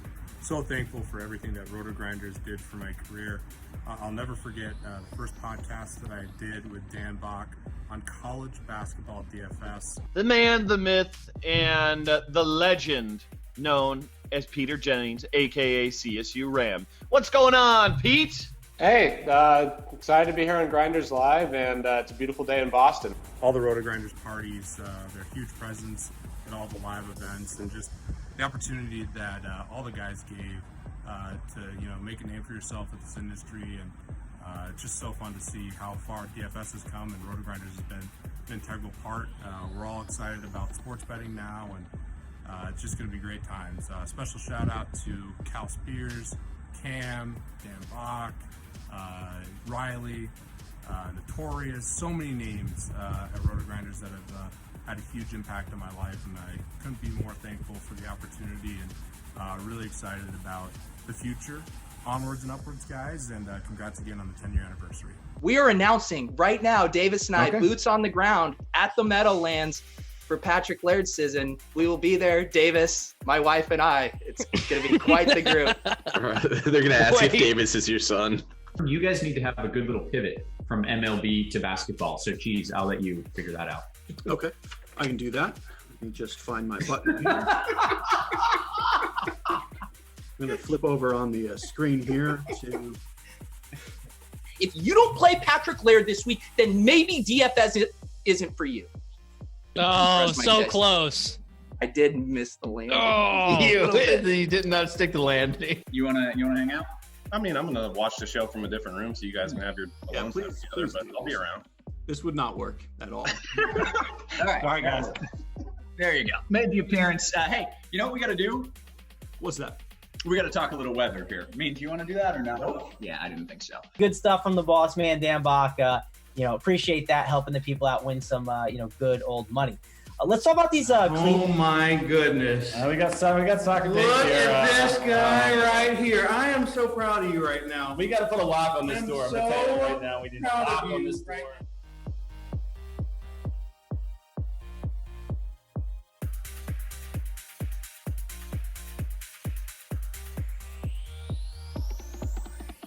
Welcome to Grinders Live. I want to welcome you to another edition of Grinders Live. It's called Grinders Live. Welcome to Grinders Live. Welcome to Grinders Live. It is 5:21 on the East Coast, 2:21 on the West Coast, 4:21 Tennessee time, which of course means it's time for the flagship show here at Rotogrinders. It's called Grinders Live. It's sponsored by DraftKings.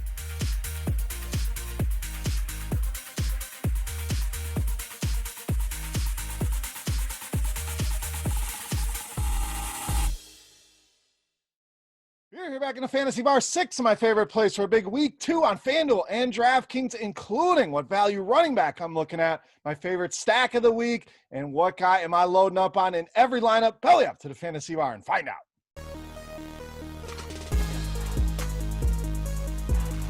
Welcome back, guys. Week 2 edition, Beers Daily Fantasy 6-pack. Good to be back here once again talking NFL football on both FanDuel and DraftKings. Thank you for stopping by the Fantasy Bar. Guys, before we get into things here, make sure you do me a favor and click that thumbs up button on YouTube. Really helps us out a lot. You guys did a great job of that in week 1. Let's see if we can beat that record. And make sure you subscribe to the channel as well. Get notified when the videos are coming out. We're going to continue to do NFL videos each and every week, along with some baseball videos. So take a look for those later on this week. But NFL is king, and that's what we're here to talk about. One more thing before we get started, guys.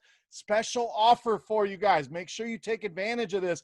Head over to rotogrinders.com/beer for $5 off a Core 4 premium subscription. It's not only going to cover you for football, we're also going to have you for baseball, the rest of the NBA season, and PGA Tour golf. Great time to get in on some golf with the U.S. Open going on this weekend. So $5 off rotogrinders.com/beer. All right, let's talk some football here in week 2. It was an interesting week 1, but we turned the page. Let's start at the running back position with some value in Ronald Jones of the Bucs.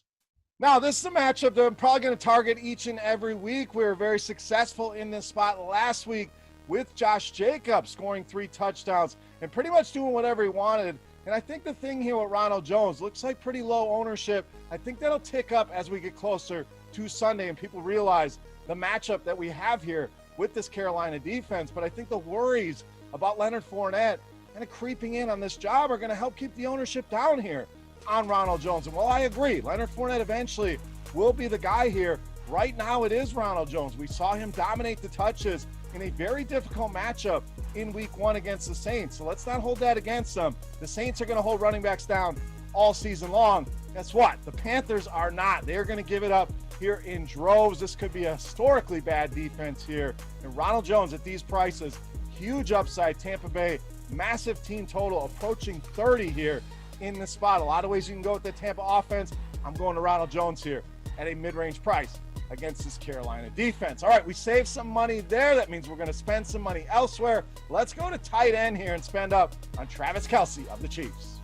That's a spot I want to spend some money on. There are some cheap tight ends, and generally that's the route I want to go. But right here in this spot with Travis Kelce is the way I want to go here. You look at this matchup with the Chargers. Very good defense, no doubt, especially at those cornerback spots. Well, that's going to be Tyreek Hill, Sammy Watkins, and I know they may utilize these guys on Travis Kelce at times as well, but he's the guy that Kansas City will be focused on in the passing game, getting that usage, getting those targets from one of the best in the game, obviously, in Patrick Mahomes. The Chiefs also a very high team total in this game, expected to score 4 touchdowns here against this Chargers defense. So tight ends, again, a position a lot of people want to spend down on.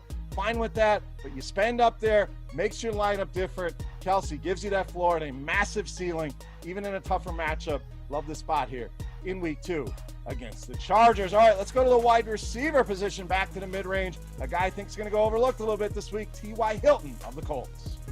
So a couple things of note here with T.Y. Hilton. First of all, we have to look at this matchup, and not only were the Vikings destroyed by Devontae Adams, who absolutely tore them up in week 1, but we also saw Marquez Valdes-Scantling have a solid game, along with Allen Lazard putting up numbers. So there's going to be plenty of room for multiple receivers to make hay here against the secondary. That brings me to the next point. Paris Campbell looked outstanding. I really like him as well. You could even double stack these two with Phillip Rivers, but I'm going to go with T.Y. Hilton here. I think he'll be the forgotten man of those two guys. I think people are excited about Paris Campbell. Saw those 9 targets. You're hearing it everywhere.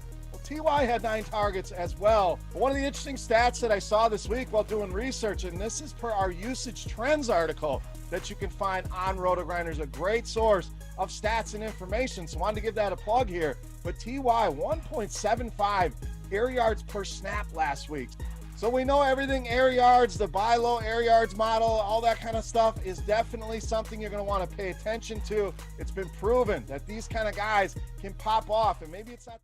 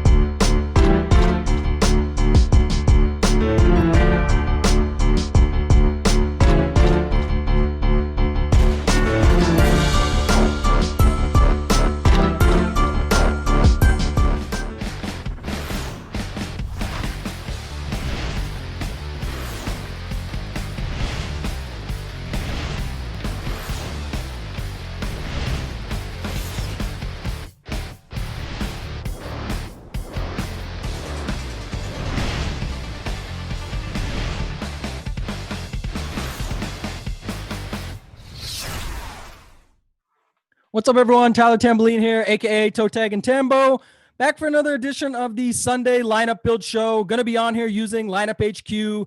Special guest joining me, my guy John. It's our first show. You guys know him as at Squirrel Patrol. I know him as the guy that's always on top in these qualifiers and GPPs. So what's happening, John? How you doing, man? Hey, I'm good. It's been a big weekend. We had the DraftKings baseball final on Friday. Did well, so a little bit tired, but it's Sunday, so got to get ready for football. Yeah, late night for me. Same, getting ready for this, getting ready to go in. We're going to have a nice hour here to go through a little bit of a different style. I know you guys get some free shows leading up. We're going to get into all the stuff related to the slate. I just saw Cortland Sutton is in. That might change it up if you were on some Noah Fant or, looking to go back to some Jerry Jeudy. So we'll talk about the plays. Want to show you the tool, Lineup HQ, how we use the build. John, I know you've done some shows in the past that I've watched with you using Lineup HQ for all different sports on Rotogrinders. Congratulations, by the way. Again, you just mentioned it, but I saw you picked up at least $35K in that Fantasy World Baseball Championship. And I know if you guys don't have a Rotogrinder subscription yet, producer Devin's going to be dropping a link in. John also does an amazing show with another very sharp guy that we've got here, Eric Beimfor. It's called Q Hunting.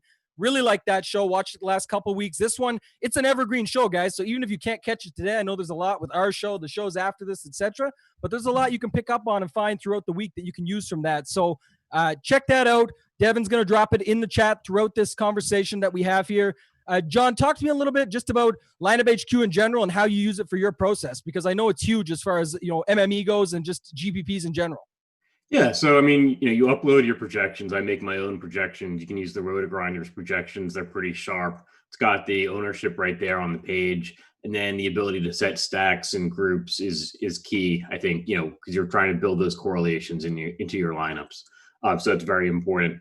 And then, depending on how many lineups you want to make, whether it's 150 or one or two or whatever, you still want to have those correlations in there, and you just, you crank it out.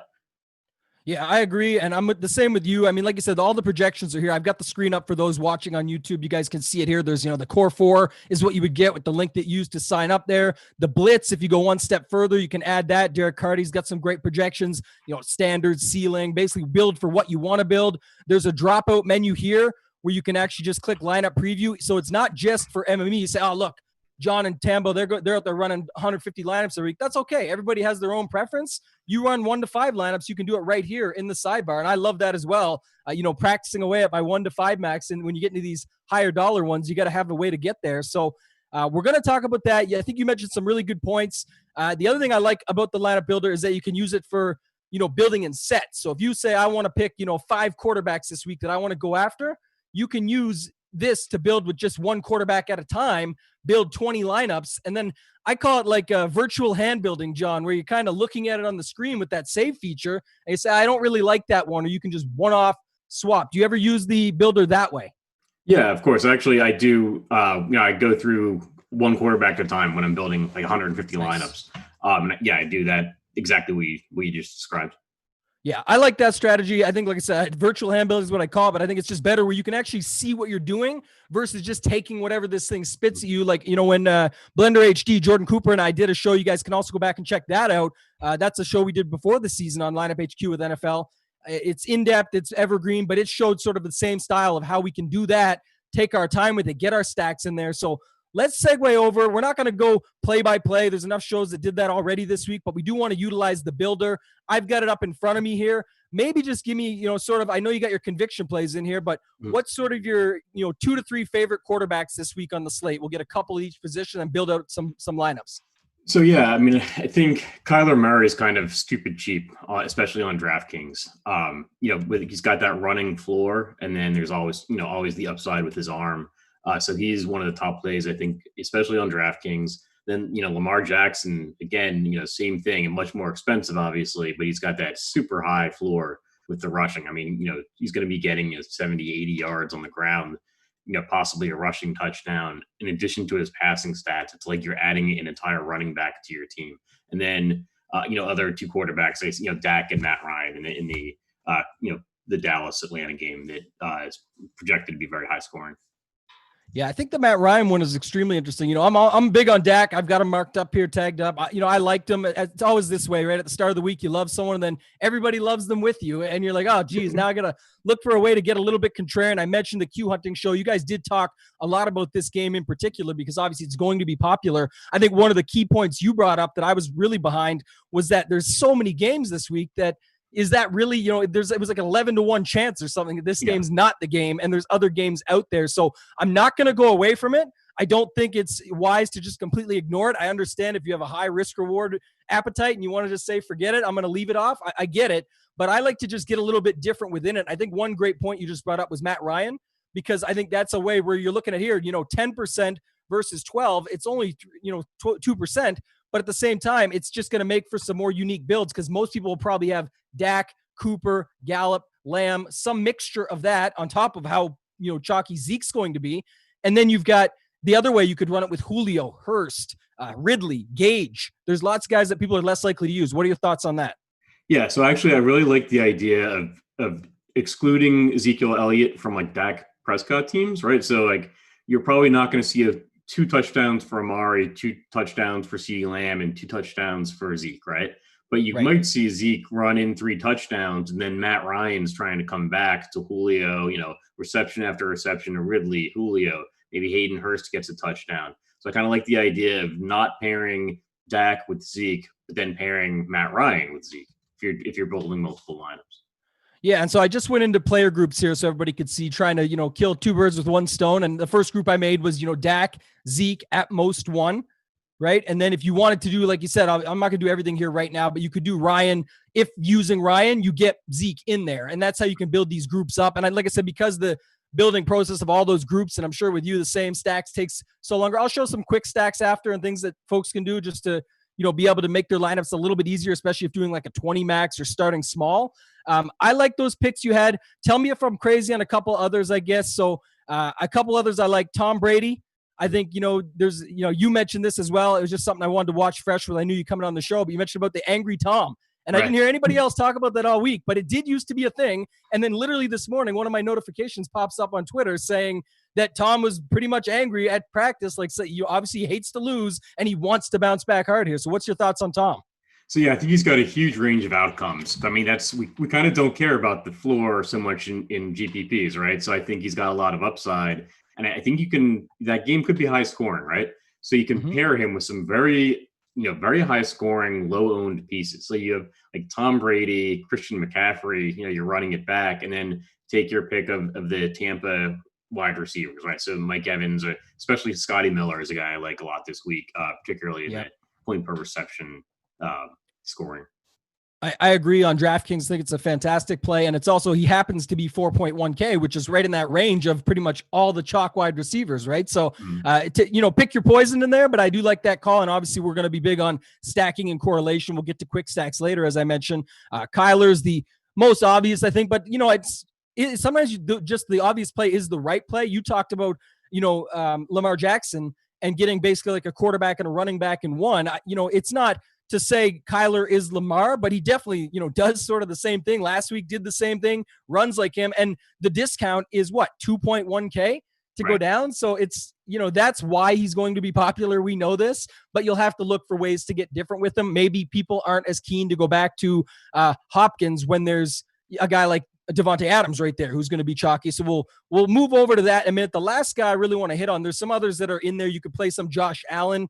I like that. You could play some Deshaun Watson across. I mentioned this on the Tourney Takes pod with Kirk Dees and Killa B, and I said, if we play Superflex, we always want to put quarterback versus quarterback because that's the number one correlation that obviously you can't get in any of the classic or standard games. So if you think Lamar is going to have a big game and you wanted to try and get some correlation with that, I wouldn't hate getting some Deshaun Watson for cheaper. Again, not really a Deshaun or not really a Lamar as far as how much he rushes, but he can scramble around.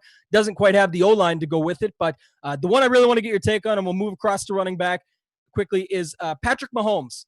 This is the thing. I get it. Like the number one offense in football, you get all these things you could talk about, and no one's talking about him. 6% owned. But does this matter? The pricing, we joke about does running back doesn't matter, all these things on Twitter. But with this situation, with DFS, with DraftKings, with these prices, I mean, his pairs are going to be a Tyreek, a Watkins, a Kelsey, CEH. These guys are all expensive. So just give me your thoughts on this game and this play in Mahomes as a whole. I don't know why nobody's talking about this game because this is the best offense in football. You just mentioned it. And these guys have huge upside. I mean, Tyreek Hill can break a slate. He can put up 200 yards receiving with like 2 touchdowns in like 3 receptions or 4 receptions. I mean, so if you're building a bunch of lineups, like you have to have some cheap stacks. And I don't really mind the Chargers either running it back. I mean, I think Tyrod Taylor is a more competent quarterback than people give him credit for. He's got some of the rushing ability. So yeah, I mean, I like the Chiefs and Chargers stacks in GPPs.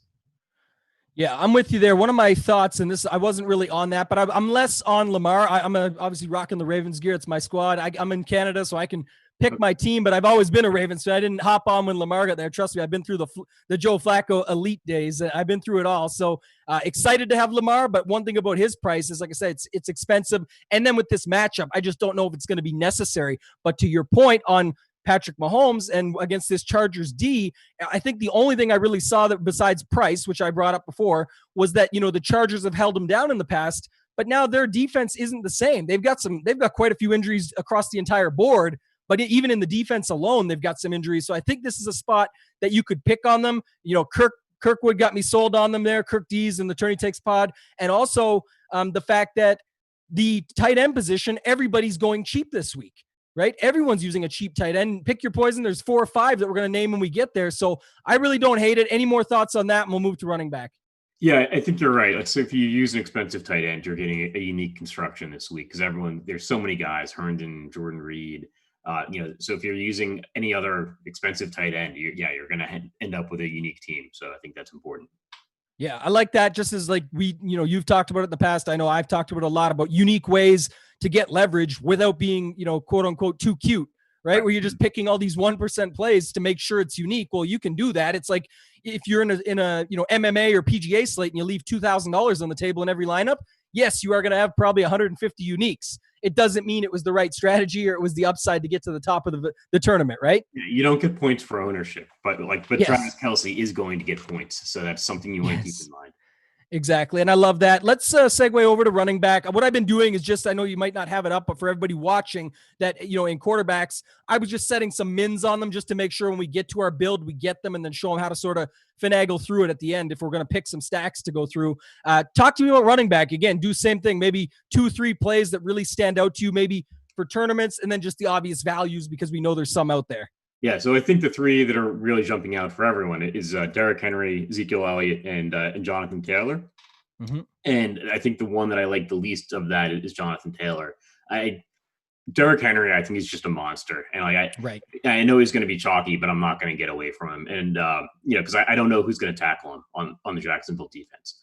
So I think in Tennessee will run him all game. They like the idea of the more we run him, the more the defense gets worn down. So I think they're going to hand the ball off to Derrick Henry a ton. I like Zeke in the Dallas-Atlanta game. I actually particularly like the idea he might score a couple touchdowns and make some of the receivers less valuable, and that's going to knock out some bunch of teams from tournaments. Jonathan Taylor, I like the price. He's one of the guys that jumped out at me earlier in the week, but I think there's a lot of question marks, and I think there's also a bunch of guys around that price range who could do just as well. So like Kenyon Drake is just I think $100 more on DraftKings. David Johnson. I know the Baltimore defense is really tough, but that's probably going to be a high scoring game. So, I think he could get receptions. He's the main running back for Houston. So I like David Johnson. The other D Johnson is out as well, Duke himself. So you're right. That's an interesting play right there for a pivot when everybody's on him. That's a way to go around him. Would you set up a rule for anything like that between those three? Because, obviously a lineup with those three, I can understand for high dollar, single entry, small field, whatever you want to do and just play the best plays. But, would you set up the rule, maybe max of 2 of those guys or something in GPPs? I'm not sure. I don't know. Because I think, are you saying max 2 out of Henry, Elliott, and Jonathan Taylor? Yeah, just because they're going to be so popular together as a trio that at least make sure you cap it in some way that you're not going to have those 3 in the same lineup. I don't know if that's the right way to go about it. That's just one way I could think to do it. I think you could absolutely do that. And then you're making sure you get, a little bit more differentiation. I tend to do that more with uniques, like increasing the number of uniques. And then that takes care of it naturally. But it's 2 different ways to basically accomplish the same thing in lineup HQ. Yeah, so if you guys wanted to do that just here, you just click this over 0 to 2. Again, if you guys check the link, it's going to be posted in there in the chat. You can get access to this lineup HQ, number 1 optimizer out there. It's got all this capability. We haven't even got to the stack stuff. I'm with you on the running back spot. Some of those plays that you talked about, some others that stood out. Like you said, I don't mind a guy like Eckler in that game. If we're going to talk about that game, everyone, it's sort of that 1 week overreaction thing, right? Last week, he didn't come out like a mini CMC this time. But there is, some situations there where it could work if they are going to be down. Like you said, Tyrod is fully capable. He can check down as well. Speaking of those checkdowns, what about Nyheim Hines, again, running it back with him against that chalk? Because it's the thing is, and if you talk about Eckler and compare it back to that, Rivers just does love checking down to his running backs. And that's why Nyheim Hines got so much action, and he just turned it into something. Would you go back to him at all? 6% ownership now. I think it's a great leverage play, right? Because everyone's going to be on Jonathan Taylor. And what if, all right, that's one of the question marks. I kind of referenced, question marks with Taylor. That's one of them. What if Nyheim Hines, what if they just go with the veteran a little bit more than people are expecting? And if you have Hines and he gets the bulk of the work there, then you're not only getting points because Hines is doing well, but you're knocking out kind of a bunch of teams that have Jonathan Taylor. Yeah, I'm with you there. I skipped sort of the high end range. I like CMC in the Brady stacks or something, right? To be unique that way. Obviously he's expensive. And like you said, there's just extreme value on a guy like Henry. Now, back to Henry quick, 35% ownership on DraftKings. What's your thoughts on usage there? Because I'm with you. Who's going to stop the guy? I think his touchdown prop is almost minus 300. Like, this is insane that you're going to get for 7,900. I don't think that price is going to last very long over the next couple of weeks after today. Are you comfortable going like 60%, Henry, or just general thoughts on, the fact that he has 1/3 of the running back ownership for one of those RB1 positions? Yeah, I would not be afraid to go 60%. I'm probably not going to have him quite that high, but I'm comfortable going with over 35 or whatever, because sometimes you have to eat the chalk. I mean, and he's just part of Tennessee's game plan. They're just going to hand the ball off to him all game long, and he has the talent against a not very good Jacksonville defense. So I think he's probably the safest guy on the slate.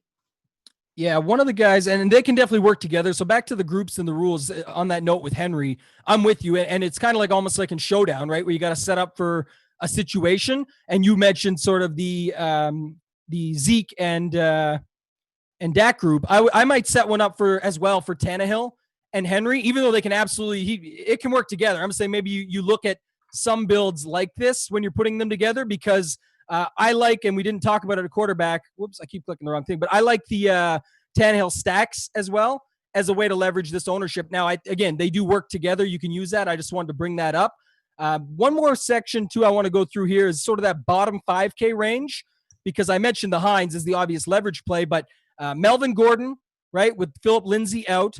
You've got same game that we talked about with Brady and whatnot. You've got Ronald Jones, who looked pretty good and now goes up against the defense that we just watched Josh Jacobs tear apart. Not saying Ronald Jones is anywhere near that talent level, but the obvious factor of matchup and price is there.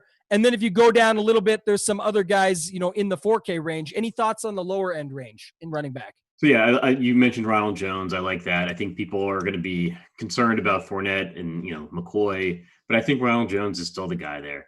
And again, that's going to be a high scoring game. Carolina defense isn't very good. So yeah, I definitely like Ronald Jones, probably the best of the guys you mentioned. And then Melvin Gordon, actually, I mean, it's a tough matchup with Pittsburgh, but Phillip Lindsay is out. And that was the main concern there in the Denver backfield, was that Lindsay could be taking some of the carries, but it's going to be the Melvin Gordon show. And they just handed him a ton of money. So yeah, let's go see him run.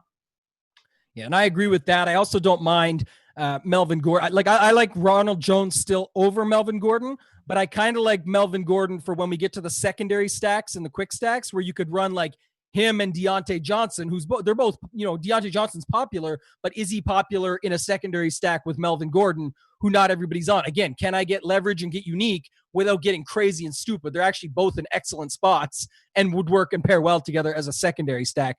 So I don't mind that. The other reason I want to bring up just this lower price range, and then we'll move to to wide receiver, is because if everyone's using cheap wide receivers, again, another way to just get unique and get some leverage on the field is through, like I mentioned with Kelsey earlier, the expensive tight end versus the low end. Use maybe an extra running back or two that's a little bit cheaper and be able to pay up for some more of these wide receivers. Someone's going to mention in a second, the guys are saying, and girls are saying shh in the chat. We'll segue with that to wide receiver, guys, just for you. They're mentioning about, our KC stacks that we're talking about, and how everyone seems to be on Mike Williams, myself included. I think that price is a little bit silly at $4,200. But again, can you get unique with that? Sure. But what about Keenan Allen? And then we'll go through the ranges. But what about Keenan Allen there as an extreme GPP leverage play that pretty much I haven't heard anybody talk about? Yeah, he's been totally off my radar, but that's a great point. Maybe he shouldn't be, right? Because I do think people are going to be on Mike Williams to some extent. Now, I don't think he's going to be the most popular wide receiver in that range, but he's underpriced. So a lot of people are going to have him. And yeah, if you go with Keenan Allen, we know that Keenan Allen's a really good wide receiver. So, and that matchup against the Chiefs, there's going to be some points scored. So yeah, I like that as a leverage play. Yeah, I think that's a good one. Mike Williams doesn't really show a lot of ownership here yet. He shows 6.7%. I tend to think it'll be a little bit higher, but then, you obviously do have guys like Corey Davis in there, right? You've got Deontay Johnson, Paris Campbell, CeeDee Lamb, who we're talking to. So maybe let's, talk through one more thing before we go through the ranges, and that's the Dallas receivers. Like I mentioned at the top of the show, not everyone has full access. We'd love for you to get it. The links are in the chat. You can check it out, be able to check out all these things that we're talking about. But talk about the Dallas receivers, because you've got Cooper, Gallup, Lamb, no Jarwin, which is at tight end, but it still does affect possibly the targets as they go around. Zeke as well. Maybe just this whole thing, give your spiel on that, because it's interesting, I think, what you brought up on the Q hunting conversation with Eric. So maybe let's hear that for this. Yeah, I think there's only going to be so many touchdowns, and these guys are going to be so popular that I like the idea of excluding Zeke from the Dallas wide receivers. And you maybe, because I like Zeke a lot, so you're playing him, then maybe you're not, getting so much Amari Cooper or so much CeeDee Lamb. And I like CeeDee Lamb long term, but I mean, this is his second game. He's very talented, but there's so many good receivers there. I mean, what if Schultz gets a touchdown and then, Zeke gets 2 touchdowns? I mean, you could have that entire trio shut out. So I like that game is high scoring. It's not like I'm going to fade that game, but I think you have to find unique ways to play it and play off the field.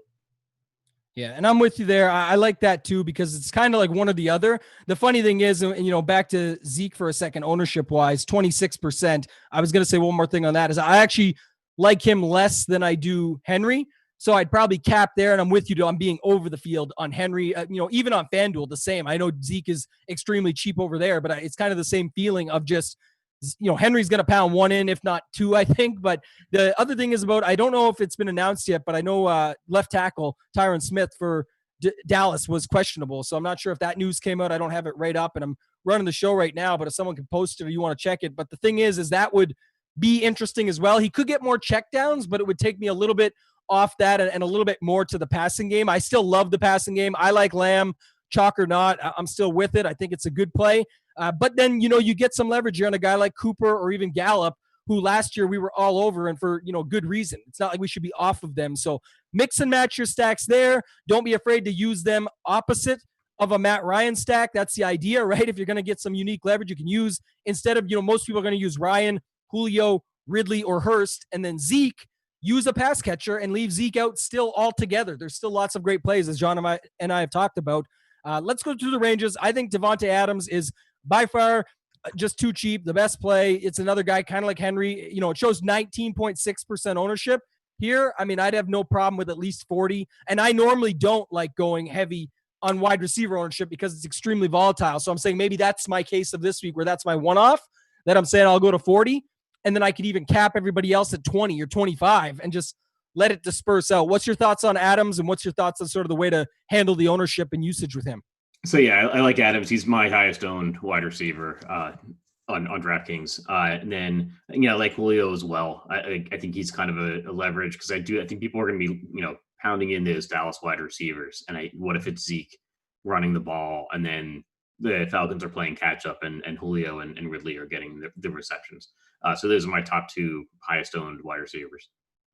Yeah, I like that call. I actually, probably I have more Julio in my stacks, right? As sort of the unique situation there to try and leverage it that way. But I do still like DeAndre Hopkins, only because it's kind of like one of those situations where it's like a squeeze play, right? You've got Devontae Adams, Julio Jones, Thielen, and then of course, guys like Evans have come up now and all that.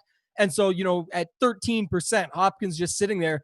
He himself had a pretty good game. And if you're going to pair him up with Kyler, who we talked about is popular, that's a way to get someone that's a little bit different. And maybe in that lineup, you leave Adams out, or try and squeeze both and go back to what we talked about at the previous position, where you're just going to leave, some of the cheaper running backs versus just the same chalk 3 that everybody's going with.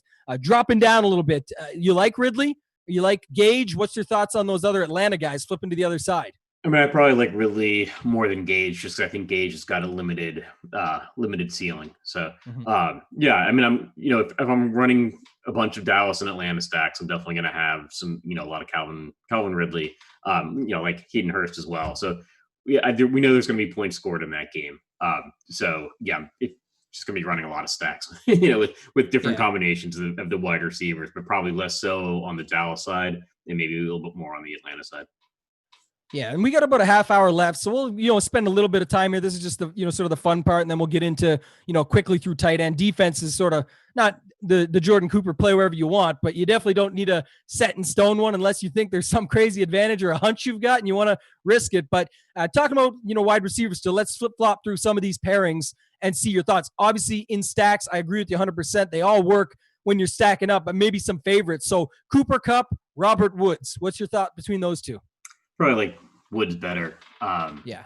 Yeah. He just got paid, right? I do like that. Yeah. I don't mind them both, but I really do like Woods more. The usage has just been showing and sort of trending that direction for him. Goff is a guy that throws the ball a ton, so I think that's a good play, and it would be pretty unique at 4% ownership. You're already going to get him quite low. You don't really have to pick and choose when Cooper Kupp's 2 and he's 4. That's a play whoever you like situation, right? Whatever one you feel best about, let's go with it. Next grouping. And again, pricing matters. I get it. So whatever fits. But Juju and Deontay Johnson, both are, look at Juju's last game, and then Deontay is all about price, but Deontay comes with a bunch of ownership. Juju right now showing for 2.5% ownership. Right. So I was listening to the show before this, and Grant was talking up Juju. And I like that idea because Deontay doesn't know that he's low priced on DraftKings this week, right? Like it's not going to change the Steelers' game plan that one of their guys is way too cheap on DraftKings. So yeah, I mean, Juju could end up getting the ball a bunch, and and that's knocking out a bunch, all these teams, all these lineups that are using Deontay just because he's really cheap, too cheap. I mean, wide receivers are so volatile. Sometimes they just don't see the ball a lot. I mean, obviously there's guys like Julio and Devontae Adams that are going to always see the ball, Michael Thomas. But we don't know how the Steelers are going to distribute things, and they really, really like Juju. So it might be a Juju week, and then that's knocking out all those Deontay teams. I love what you said there because it happens all the time in golf and in football. But when someone says, of course, when Deontay Johnson's chalk, he busts. I'm like, yes, because he was 18% on DraftKings.com. That's why he busted this week. And it's just the game plan. We have no idea. Like you said, they can change it up. An injury can happen right away mid-game, and it switches things and the halftime adjustments, so on and so forth. So, if you did, I was just going to show them right quick. If you want to set up a group, I don't do this for every time, but you could set them both to a minimum percentage to make sure they both show up in your lineups, but put them as at most one, especially if you're doing, by quarterback. If you are building Big Ben lineups and you want to have them both together, no problem with that. That's another way that I like to get unique in certain stacks is say, okay, if everyone's going to be on Deontay, that maybe would mean Big Ben has to have a good game if it happens. If Big Ben has a good game and hits a ceiling, doesn't he hit some other receivers? Why not use Juju in there? And now you have the 18% Deontay, but you have like a 3% Big Ben and a 2% Juju for that stack. And then you can throw Melvin Gordon in the other side and tell the story that Denver gets a pick early, maybe drops a quick touchdown. Ben gets it right back. They go up and score, and just giving you guys some ideas, right? But I do like that.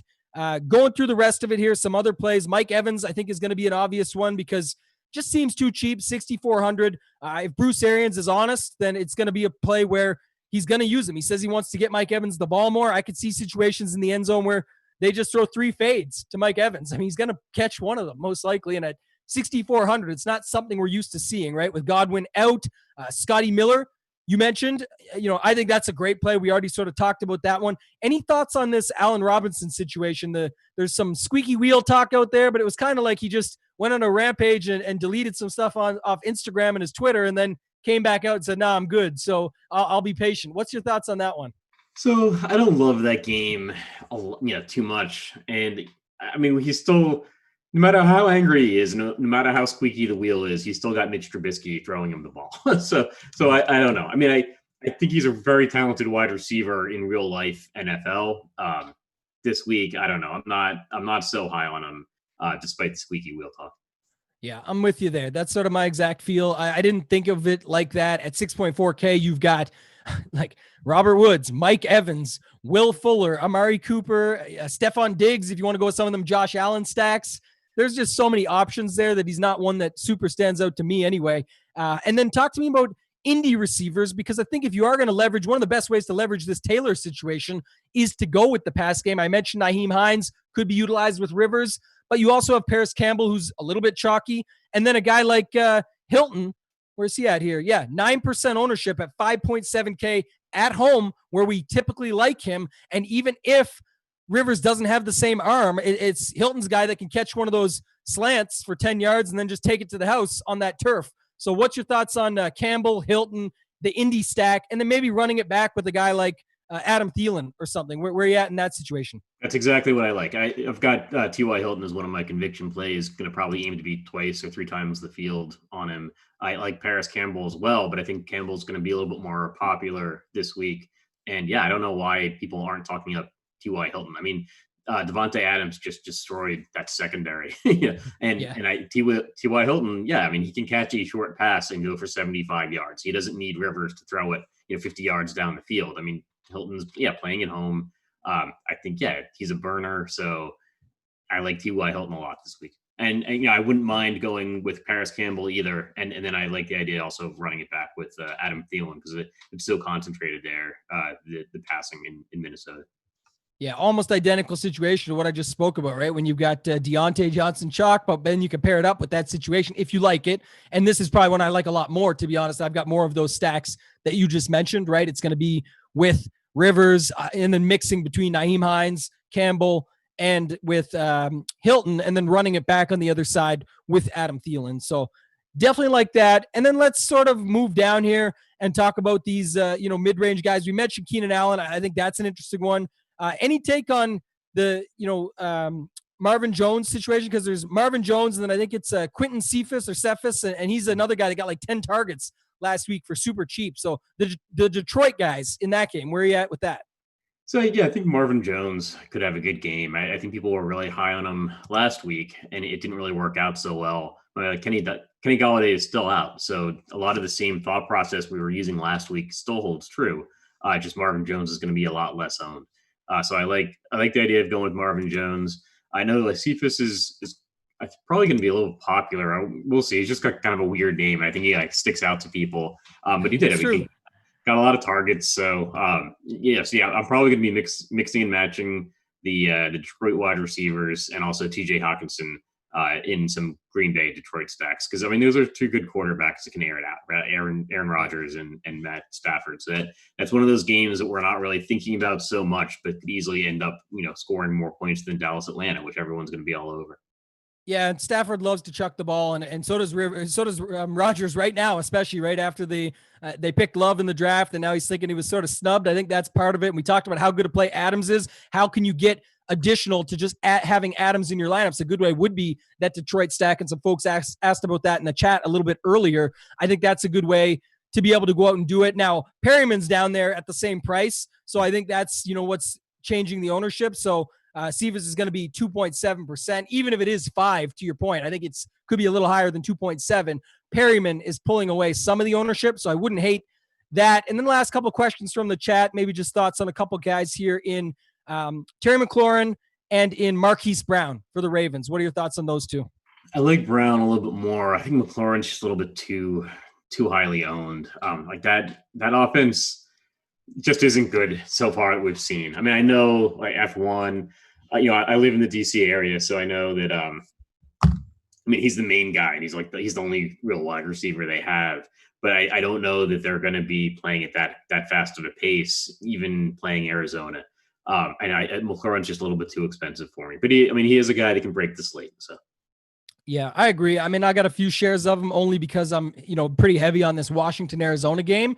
And, he's showing 7. He could be 10. It's getting up there, though, for what we're expecting. And like I said, again, you've got a range that's pretty strong. And, another thought is, too, I always think about this, especially when it's in, single entry or high dollar, cash, whatever you want to call it, that you're playing in, that you're going to use sort of the best plays, is I look at, what's the quarterback that's attached to that play? And not a shot against Dwayne Haskins. I think he's fine. And he'll, I can use him in some GBP lineups and have him for some large field stuff. He could take down a milli maker for someone. You got to find that right week. Is he going to be consistent enough to make that work? I don't know. And I know they have some history and a connection there. So I think that's an interesting play, but like you said, it's not one that I'm all about or all over. Anybody else at wide receiver you want to talk about before we move on? About 25 minutes left or so, just give or take. Just something you mentioned, thinking about the quarterback attached. I know Perryman's going to be really popular, as is probably Chris Herndon as we get into the tight ends. And just remember that Sam Darnold's throwing them the ball.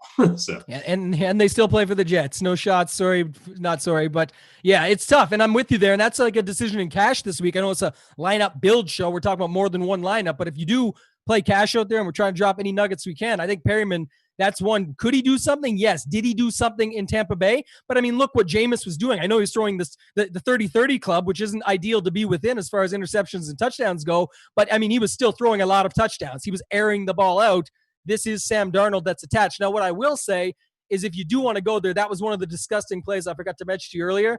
You can run a Darnold, Perryman, Herndon stack, which I know it's puke in your mouth disgusting, but at the same time, that is one of the cheapest stacks you can possibly run on this slate. And we have seen some Jets games and some 49ers games in the past surprise people that they expected to be terrible. I've seen live finals one with Jet stacks, right? Recent years. So it's just the way it can go at times. So let's segue in with that and use Herndon. What are your thoughts? I mean, you just mentioned with the attachment there, but on the cheap tight ends in general, using that, Herndon has, like you said, the attachment there with him, but you've got Logan Thomas, you've got Jordan Reed people are talking about. There's a lot of guys down in this range. Where are you at with these cheap tight ends this week? We'll start there.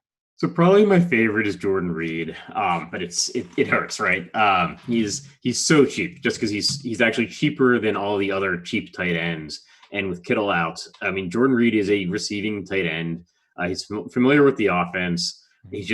I don't know if he can make it through an entire game without getting hurt. I've actually talked Jordan Reed up before. A couple of years ago in week 1, I said it doesn't matter if he gets hurt later in the season, and he got hurt in that game. And so, but I think he could catch a lot of passes. I think he's good shot to get a touchdown. I know they've got the rookie wide receiver. I think is Ayuk is gonna he's playing and he's probably gonna see some targets as well.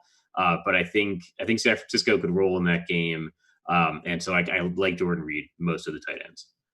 Yeah, I sprinkled them in for sure because of the same reasons you said. Now, I did see a tweet this morning. I got so many notifications blasting me and things popping up everywhere. I can't find it at the moment, but someone did mention that the coach talk around that just this morning interview was that he's going to be on limited snaps. Oh, so really? I would just say, yeah, we got time after this, so check it out. But and for everybody watching, maybe go check that out and post it in there for everybody else or see what you can find. I can't remember where it was on Twitter. It might have been Scott Barrett posted it out, but I think it was just saying that it's going to be limited snaps for him for this week. But again, who else are they going to use? They've got Brandon Ayuk, I thought was a little bit interesting, getting his first start, obviously ceiling, upside, kind of like the guy you would have wanted to use in week 1, but we just didn't get a chance to play him because he wasn't playing. So why not try him out in week 2? I thought about him. We didn't talk about him, so I'll bring that up now with the Reed conversation. You mentioned Hawkinson. We talked about him a little bit on the Tourney Takes pod. For me, it was sort of, I need to be sold a little bit more. So because you got Henry there, you've got Goddard, Ingram, Ertz, they're all right around him. And these are guys you could play. Higbee, now it looks like Everett is in today, but if he is banged up or that back's a little sore, you've got Higbee. They all show low ownership, so I can be swayed. Anyway, talk to me about this range and give me your pitch on Hawkinson.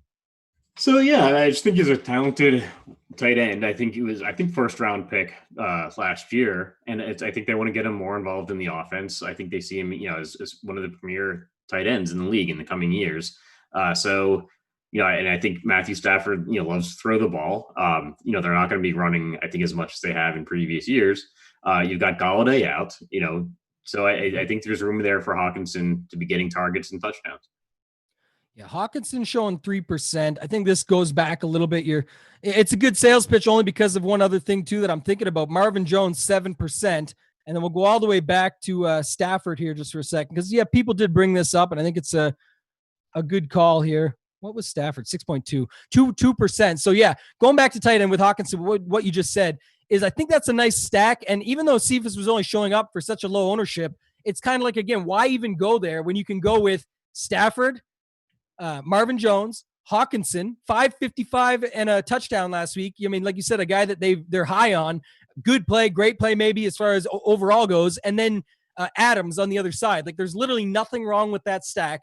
It's still cheap enough to make the other stuff work. And you're not playing a guy that you're really not sure about that. Yes, he got 10 targets last week, but who says that history is going to repeat itself and that's going to be the same this week? So I definitely like that call. I want to remind everyone really quick, too, before we get back to tight end, there's a Crunch Time DK League that's going to be put out there for the YouTube chat viewers. Obviously, this chat is free every week. You guys are seeing back-to-back-to-back shows leading right up to lock with everybody. And then you've got the highest place finisher with an RG logo is going to get a free week of Core 4 Premium to be able to have access to all the stuff you're seeing on my screen and that we're talking about as we go through it. Someone threw in the chat just now, John, what about Danny Amendola then, if we're using that same conversation around the Detroit stack? You like him? But I'd use him in a Detroit stack without any hesitation. Yeah, I think Cephas is going to be a higher owned than Amendola likely. And we've seen Danny, and like you think of Danny Amendola as kind of a dink and dunk wide receiver, but we've seen him have huge games before. So Yeah. I think if you're running like a Detroit stack, I don't mind Amendola at all. Yeah, if Amendola breaks the slate, I'm in big trouble, but I do like it in those stacks, like you mentioned, because he has the opportunity, and then whatever happens from there is, what you take what you can get, and he's not expensive. I like the call, like you said, over Cephas maybe, but it's a little bit of a risk as far as ceiling is concerned, but he can have a big game for sure. Back to tight end, we talked about this way to differentiate and to just go to the top and be unique in that sense. Maybe if you're only doing it in stacks, I don't know. That's like say, I like Kelsey probably a lot more with Mahomes than not, because if he's going to hit his ceiling, it's likely that Mahomes has an even bigger game than what we anticipated. So, and we've seen him have some big ones. So talk to me about Kelsey, any love for Andrews, Ertz, and then lastly, I'll say Ingram, but I know Tate was announced in, so kind of goes off my radar because of that. But what about like the Ertz Goddard thing and then Andrews and Kelsey? So I kind of like Goddard coming up a little bit more than Ertz. I like Kelsey and Andrews are going to be guys that I'm going to be pairing with their quarterback. So yeah, if I'm doing Mahomes team, I'm going to pairing him with Kelsey, and then same with Lamar loves throwing to Mark Andrews. Somebody we haven't mentioned, Jonnu Smith. Because AJ Brown is out, right? So Ryan Tannehill likes to throw to Jonnu. So I think he's somebody who's really cheap, both FanDuel and DraftKings, and so I think he's someone that could be getting overlooked a little bit. You're speaking my language. I was going there next. I tagged him up as a conviction play.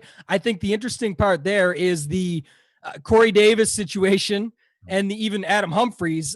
Corey Davis I tend to like a little bit more, even though he feels like the one that everyone will blame, the chalk that broke, that hurt the slate, we'll call it. Not broke the slate, certainly, but let's say he doesn't do well. They'll say, of course, chalk Corey Davis blew us up.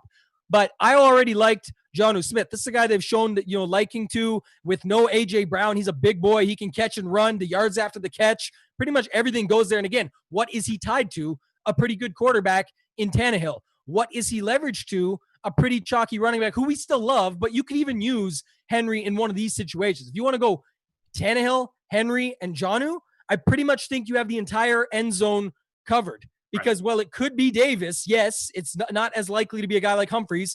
You basically have the whole end zone covered in that game. And then someone asked, this is a good conversation. You can elaborate on that if you want, but do you like Laviska this week for Jacksonville?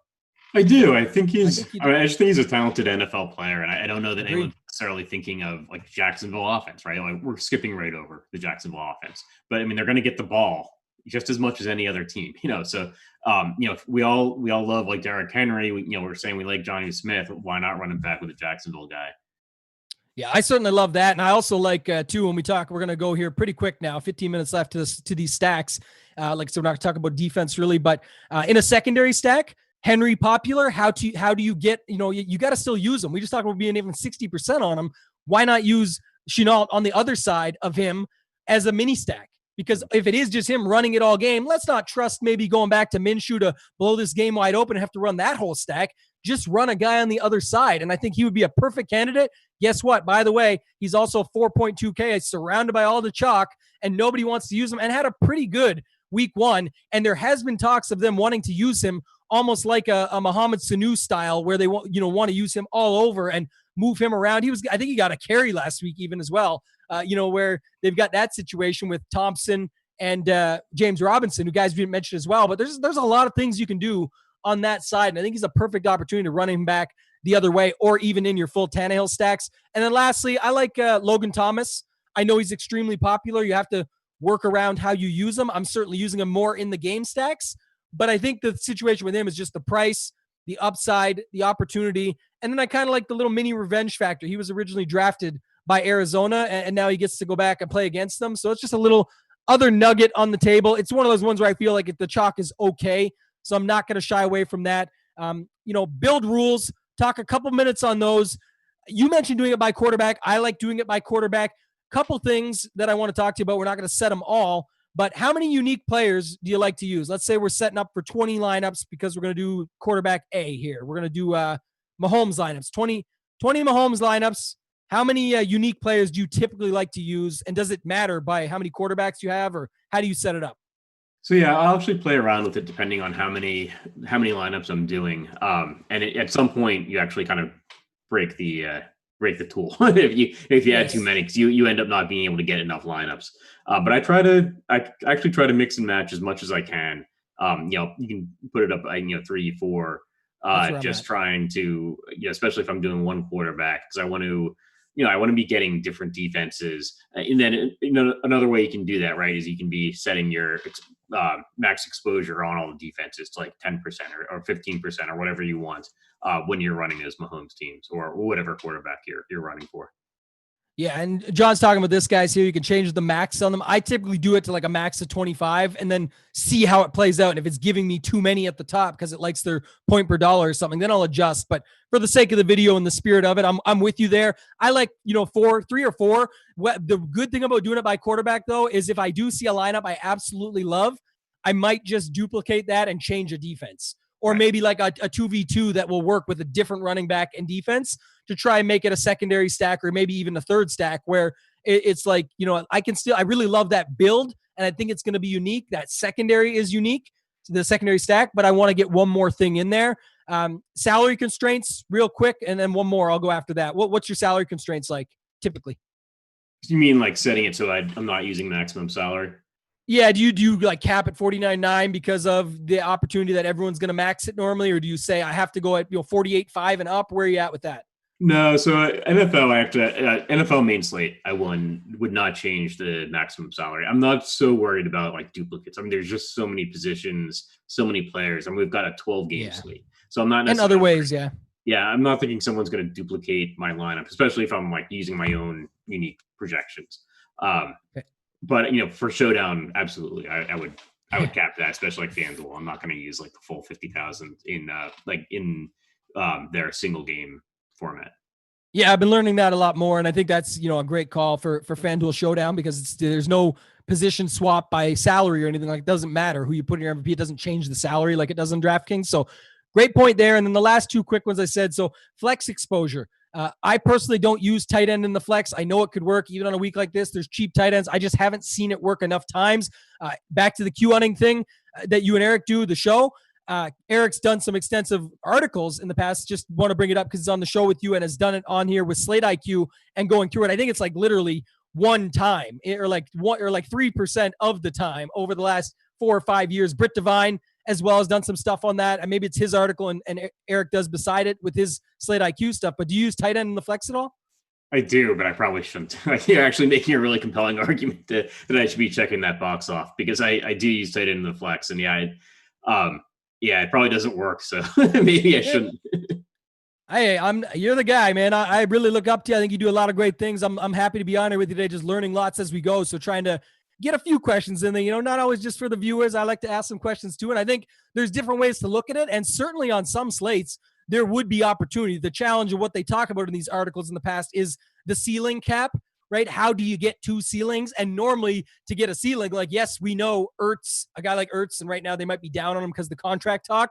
That's why Goddard looks pretty good. But Kelsey and Andrews, let's say, they're wide receiver ones. Can they hit a ceiling? Absolutely. But try putting those 2 in your lineup and then think about the opportunity cost of what you're leaving on the table. That probably means no Henry, no Adams. You have to subtract Henry and Adams to get to those 2. Would it be unique? Yes.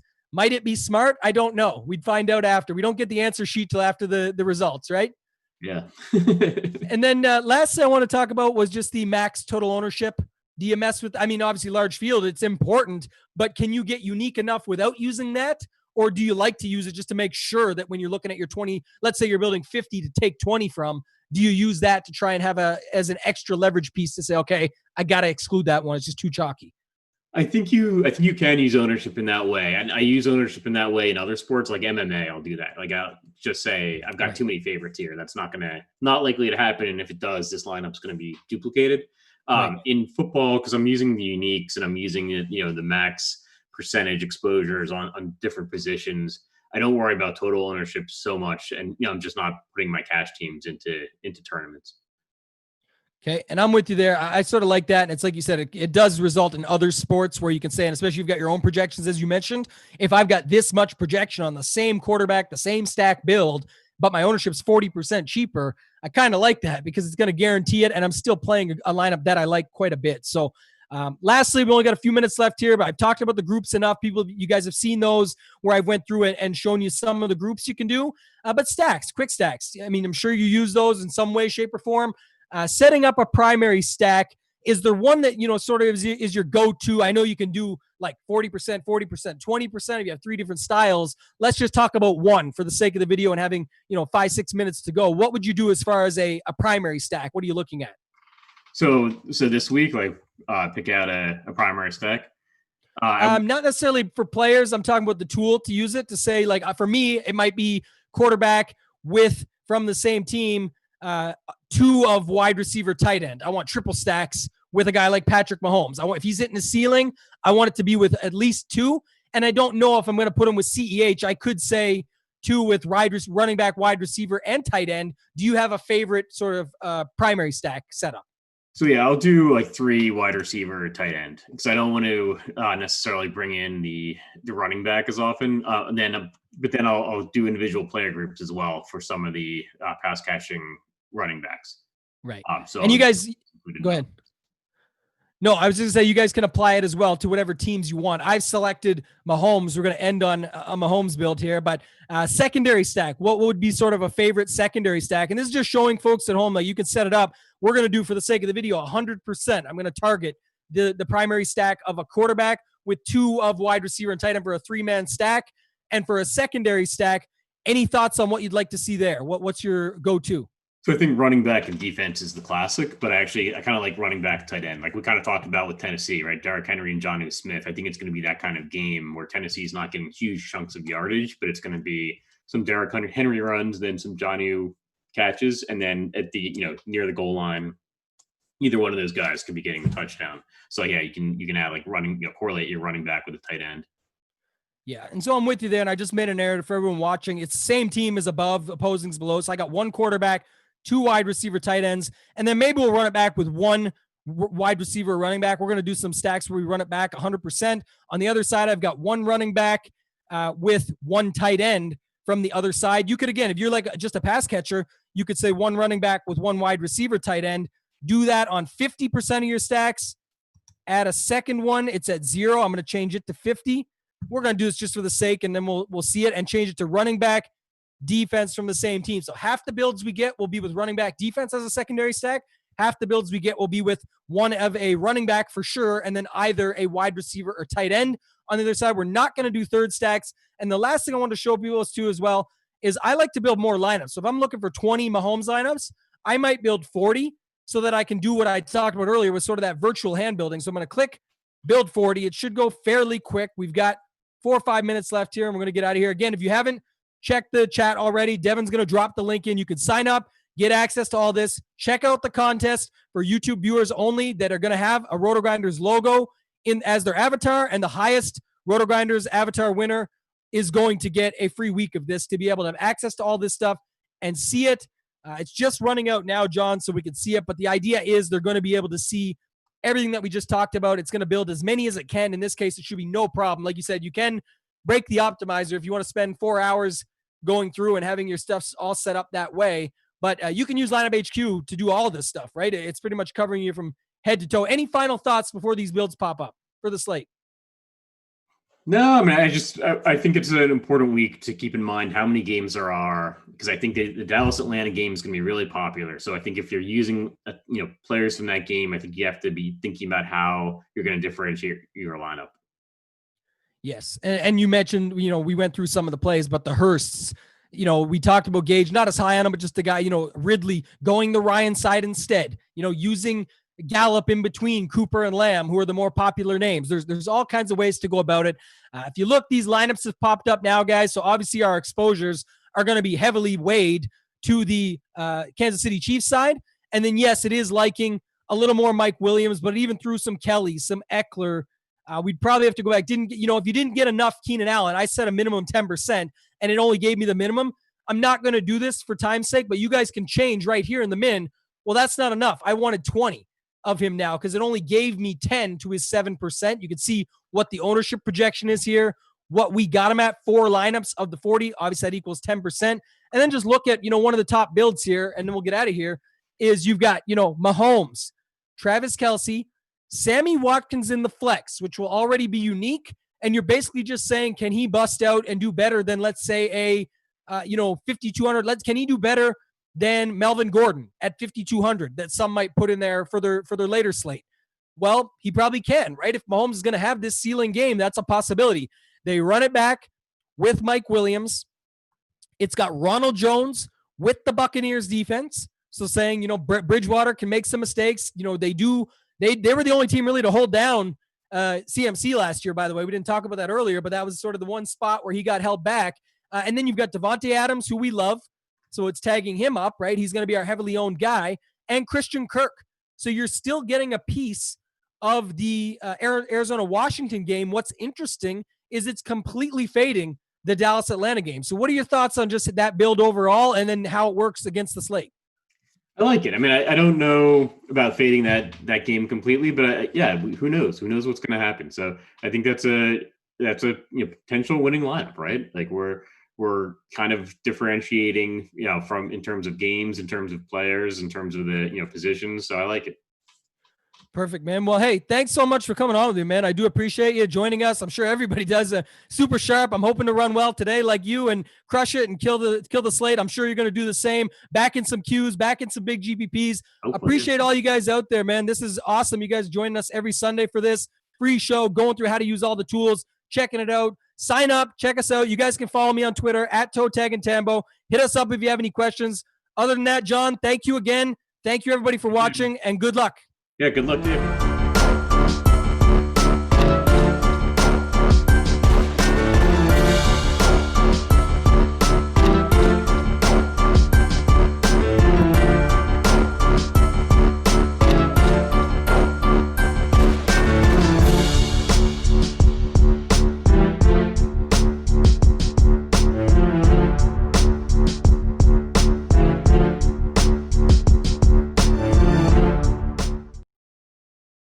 Week, maybe it's a few weeks down the line with T.Y. Hilton, the guy that saw 9 targets, the guy that got a lot of air yards and gets a secondary matchup, maybe the best on paper that we have this week with Minnesota. Wrap it all up into those prices. Tough to find better value than T.Y. Hilton there in the mid-range. All right, let's go to the quarterback position. Few options I really like this week, but we're going to focus it down to Dak Prescott of the Cowboys.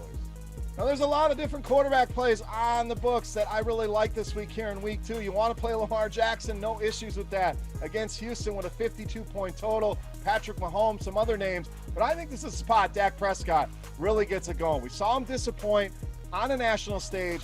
Tougher matchup with that Rams defense. Aaron Donald causing havoc there for this Cowboys offensive line. But we go from that to a home game with the Atlanta Falcons. I mean, this team just gave up almost a perfect performance by Russell Wilson. 322 yards, 4 touchdowns, only 3 incompletions in that game, one of which was a drop by DK Metcalf. This is just a fantastic matchup. And I know this is a team that wants to run the ball. They're going to do whatever they want here in this matchup. But I think Dak really going to go off here against this team. 28 are the Falcons in schedule-adjusted fantasy points allowed to the position here. Another big total here. Big home game. Dallas does not want to go 0-2 here. Could get a shootout. So definitely a stackable game as well. Run it back with some Atlanta guys. Hint, hint, we're not done with Dallas here. But Dak, the guy I want here against this terrible Falcons defense. So I hinted at it. We're going to stay with Dallas here. We're going to go to wide receiver position. Lots of guys to choose from here. We're going to roll with CeeDee Lamb. And no issues with Amari Cooper. I also like Michael Gallup, but we had to narrow it down to one, and I'm going to go with CeeDee Lamb here. You take Blake Jarwin out of this lineup, which was terrible. Tough to see a guy I really expected big things from in this offense. But I think that's even more targets that are going to go to these 3 receivers. The target distribution just gets a little more narrow here with the loss of Jarwin. And CeeDee Lamb, a guy that was on the field a ton, played over 80% of the snaps in that opening game against the Rams. And you look at these prices, $4,700 on DraftKings, just a tick over $5,000 on FanDuel. I think there's massive upside here with CeeDee Lamb, especially in this matchup with the Atlanta Falcons. We saw both Metcalf and Tyler Lockett have big games, so there's room for a Cooper, a Gallup, a Lamb, for all of these guys to be productive here. Let's take the cheapest guy. Let's shoot for upside here, or even the double stack with a Lamb and a Gallup. Either way you go, CeeDee Lamb, my favorite of the group when considering price, jamming him in a ton of lineups here this weekend against the Atlanta Falcons. All right, it's time to take a look at my favorite play for week 2. But before we do that, guys, we're going to continue the Beast of the Week contest.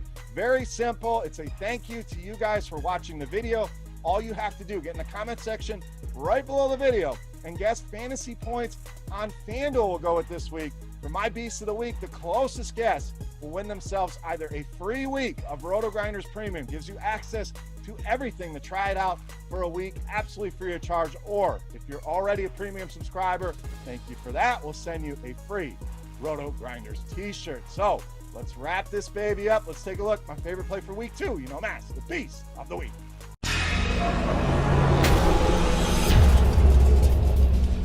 All right, Beast time. We'll get one more running back. There's one guy I'm cramming into every lineup this week. It's Derrick Henry of the Titans against the Jaguars, this week's Beast of the Week. So we saw Derrick Henry on that Monday night game. If you stayed up that late, I was one of those guys up till 1:30 watching that game. 34 touches for Derrick Henry. And you got to give it up for that Denver defense. Did a good job kind of slowing him down.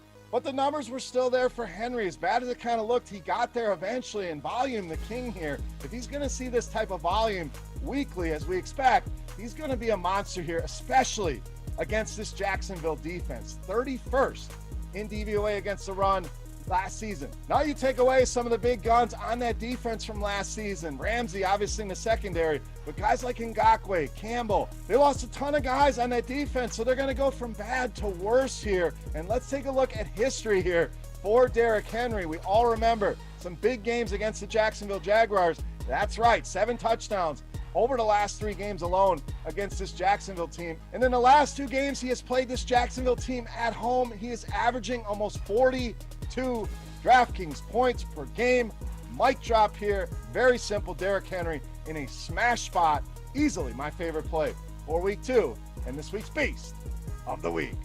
All right, guys, that wraps up for week 2 in the fantasy bar here, talking FanDuel and DraftKings in the NFL. If you have any comments, questions, feedback, hit me up right below the video in that comment section. Can also reach out and follow me on Twitter at BeerMakersFan. Also, don't forget your guess, fantasy points for Derrick Henry on FanDuel for that shot at some free RG Premium or that free Rotogrinders t-shirt. Also, rotogrinders.com/beer to take advantage.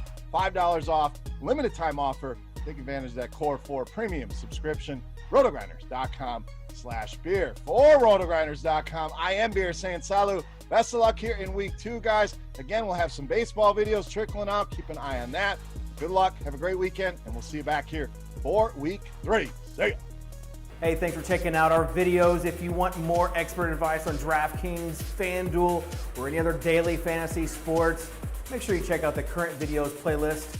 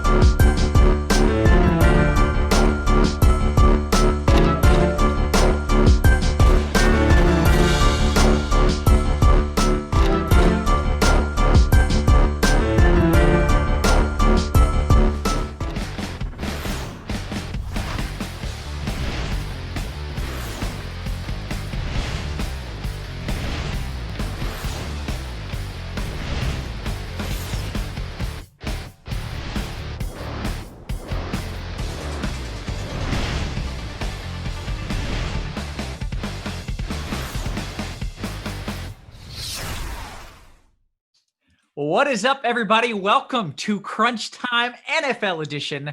When we last had this rendezvous, Tuttle was giving out some great plays. Christy was winning her way into the live finals, and I was playing Rob Gronkowski. So you guys did pretty good. I did not, but happy to be joined by you guys again. Christy, first, congratulations. Yeah, thank you so much. I mean, gosh, it was a great first week. I got to, debut with you guys for Crunch Time and qualify at the same time. So let's see if we can hopefully get some good plays out there again this week. Right. You literally said, these are the good plays. Then you played the good plays. Then you won a live final seat, like in that order. That's that's kind of the proof is in the pudding there. So yes, we will try to do that again. We have Tuttle as well. What's up, man? Not much. I'd like to say it's an interesting week, but not that interesting, at least if you're playing cash games. It's a little bit more fun for tournaments if you want to fade some things and want to make stands, but in cash games, it's actually a pretty straightforward week. Okay, a value week, right? There's value everywhere. So we're going to figure out which cheapies we like, which cheapies we're fading. We'll get to that. We're going to run through all the positions, but first I should add a couple little bits of housekeeping. One, we've got a deal going on for Core 4 subscribers. It's already, I think, by far the best deal out of any of our competition. So it's already a good deal. And now you get a discount on it. So I think Devin is going to drop that link in there. Also, we have a Crunch Time tournament ongoing right now. So I got to get in this. I might do something stupid like play Rob Gronkowski. So there's dead money already. But if you win, I think you're going to get some swag. You get a month of free premium. You do have to have a Rotogrinders a week. Sorry, I oversold it. You get a week of free premium. You get a little swag. So go ahead, join up. You get the honor of trying to beat me at least. So with that, I think we get on into the slate. Christy, we started with you last time, so we'll switch it up. We'll go with Tuttle here. Why don't we talk about some quarterbacks? Yeah, quarterbacks. It's going to depend a little bit on which site you're playing on. I have FanDuel and DraftKings here loaded up that I'll swap between. For Lineup HQ, that's one of the tools that we have at Rotogrinders. And you can see just raw projection-wise how we have these guys listed according to Derek Carty's The Blitz projection system. There's going to be one guy you see here on DraftKings specifically that stands out like a sore thumb, or sticks out like a sore thumb. Second highest projected guy, again, according to projection system called The Blitz by Derek Carty. Kyler Murray is only 6,100 on DraftKings. He is way too cheap. We saw him run the ball a little bit more frequently, smashed, I think, for 94 rushing yards, had a touchdown last week, and is just way too cheap for the production that he put up last week. Pretty decent matchup. He'll be running around a little bit this week, too, just because the Washington football team, can get pressure on him. So he'll be forced to use his legs in this matchup as well, and I think he is the best play on DraftKings at the quarterback position once you consider price. And he's the guy that I think is a cash game lock on DraftKings. On FanDuel, you can kind of decide between a few different guys. You can decide between Kyler Murray, again, on FanDuel, but he's not quite as discounted on FanDuel as he is on DraftKings. So if you want to go up and play Lamar Jackson, once again, in cash games on FanDuel, I think that's completely okay as well. And then the other guy that I would consider a cash game play on FanDuel would be Dak Prescott. So on FanDuel, for me, it's kind of deciding which price range you want to sit in between Lamar Jackson, Dak Prescott, and Kyler Murray. And then on DraftKings, for me, in cash games, it's basically just Kyler Murray. Okay, excellent. Christy, let's talk some tournament pivots here, unless you have a strong contrarian take there in cash, but it seemed like you agree with what Tuttle said. Yeah, no, I definitely do. Those are the cash game plays for sure. And like you mentioned on FanDuel in particular, there's a few other ways that you can go. Obviously, Lamar Jackson's a great play. Prescott's a great play. A couple of the guys I'm looking at is I noticed early on in the week that there's just not a lot of talk about the Kansas City Chiefs game. And so Mahomes actually is one of the guys that I wrote up as a GPP play, a contrarian play. Anytime you can get any of those Chiefs guys at low ownership, I'm definitely going to have interest. And so I have him in my player pool, especially on FanDuel, just because Kyler Murray, has such a good price point over there on DK for sure. Matt Ryan is another one that, have a little bit of interest in as well. And then I would also maybe mention Aaron Rodgers too. He had a strong week last week. And, I think Devontae Adams is going to be very popular and makes some sense if you're doing some stacking there. Excellent. All right. Why don't you bring us into running back and kind of start with some of those cash plays at running back? Absolutely. Well, I think this week it really stood out where there's really 3 plays that really, jump to the top. Jonathan Taylor, at his price on both sites, 5,800, 5,700, he's just the play. I mean, with Marlon Mack going out, he's a guy you're going to want to get in your cash game lineups. Another great play, Derrick Henry. He's just going to get a ton of touches with AJ Brown being out.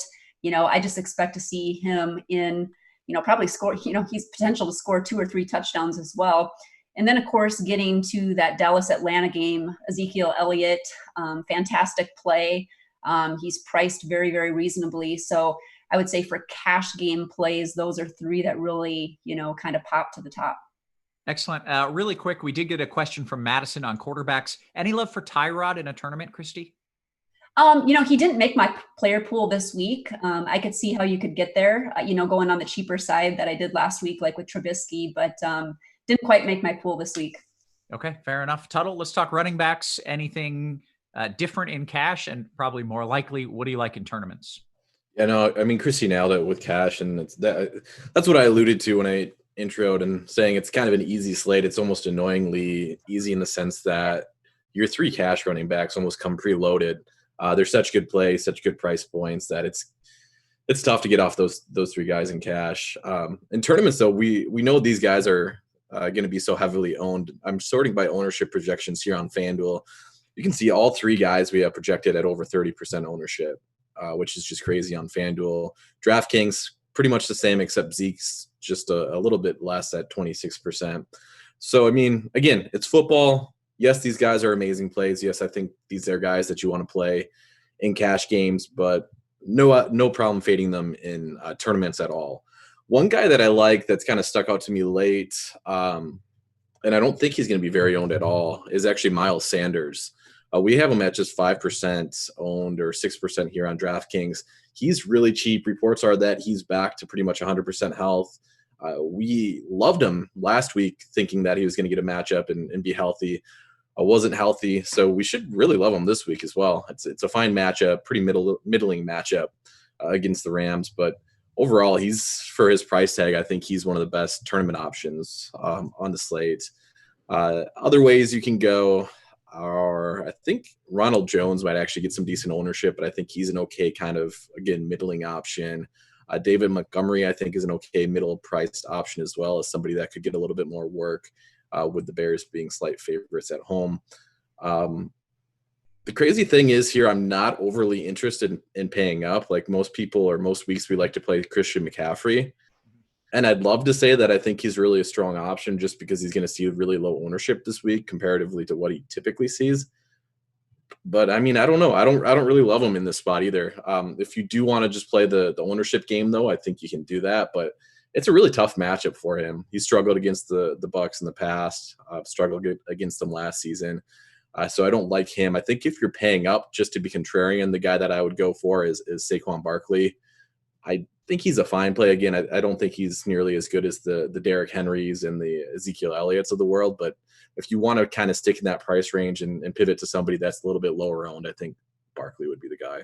What do you have, like 13 carries for 6 yards? Yeah, it wasn't good. It wasn't insane. But I've never seen an offensive line perform so poorly in my life. All right, let's keep this rolling here because there's still a lot of questions to get to. Let's talk about wide receiver, Tuttle. Let's go through some of your cash plays. I know there is a ton of cheapies here that are viable, but I don't know if that's cash viable or tournament only.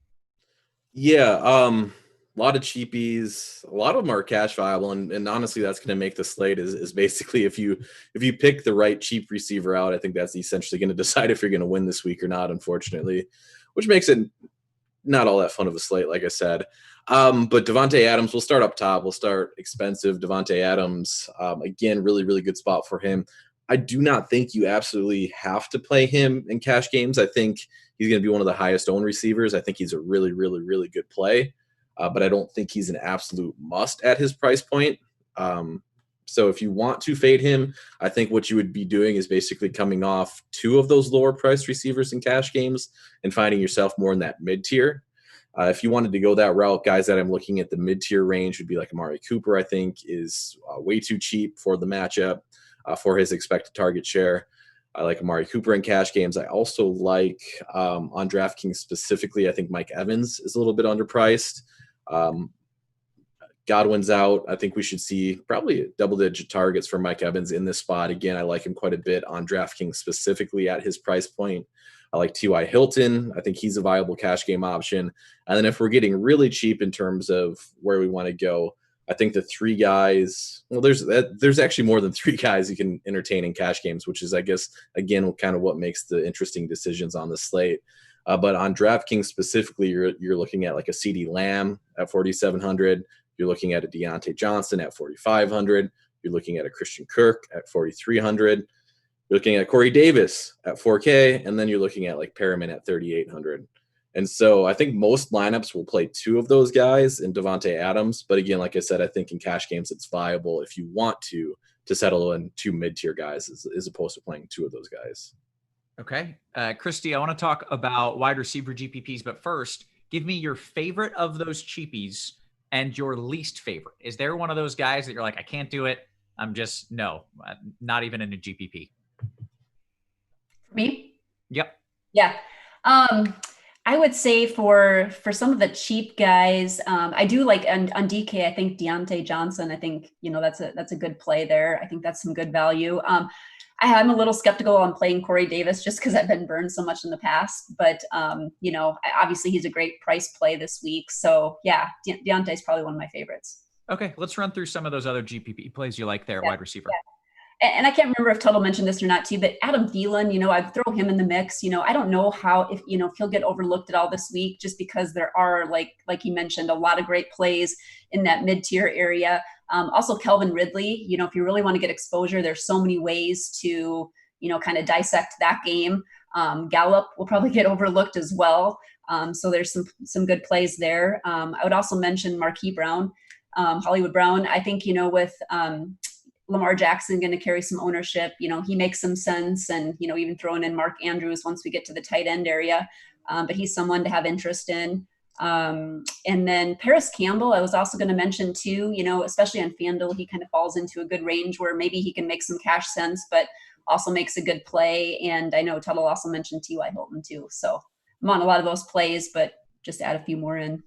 Okay, excellent stuff. Let's talk tight end. You mentioned Mark Andrews already. I think he had 2 scores last game. He's running more routes. He looks like a good play, but I'll let you handle tight end here.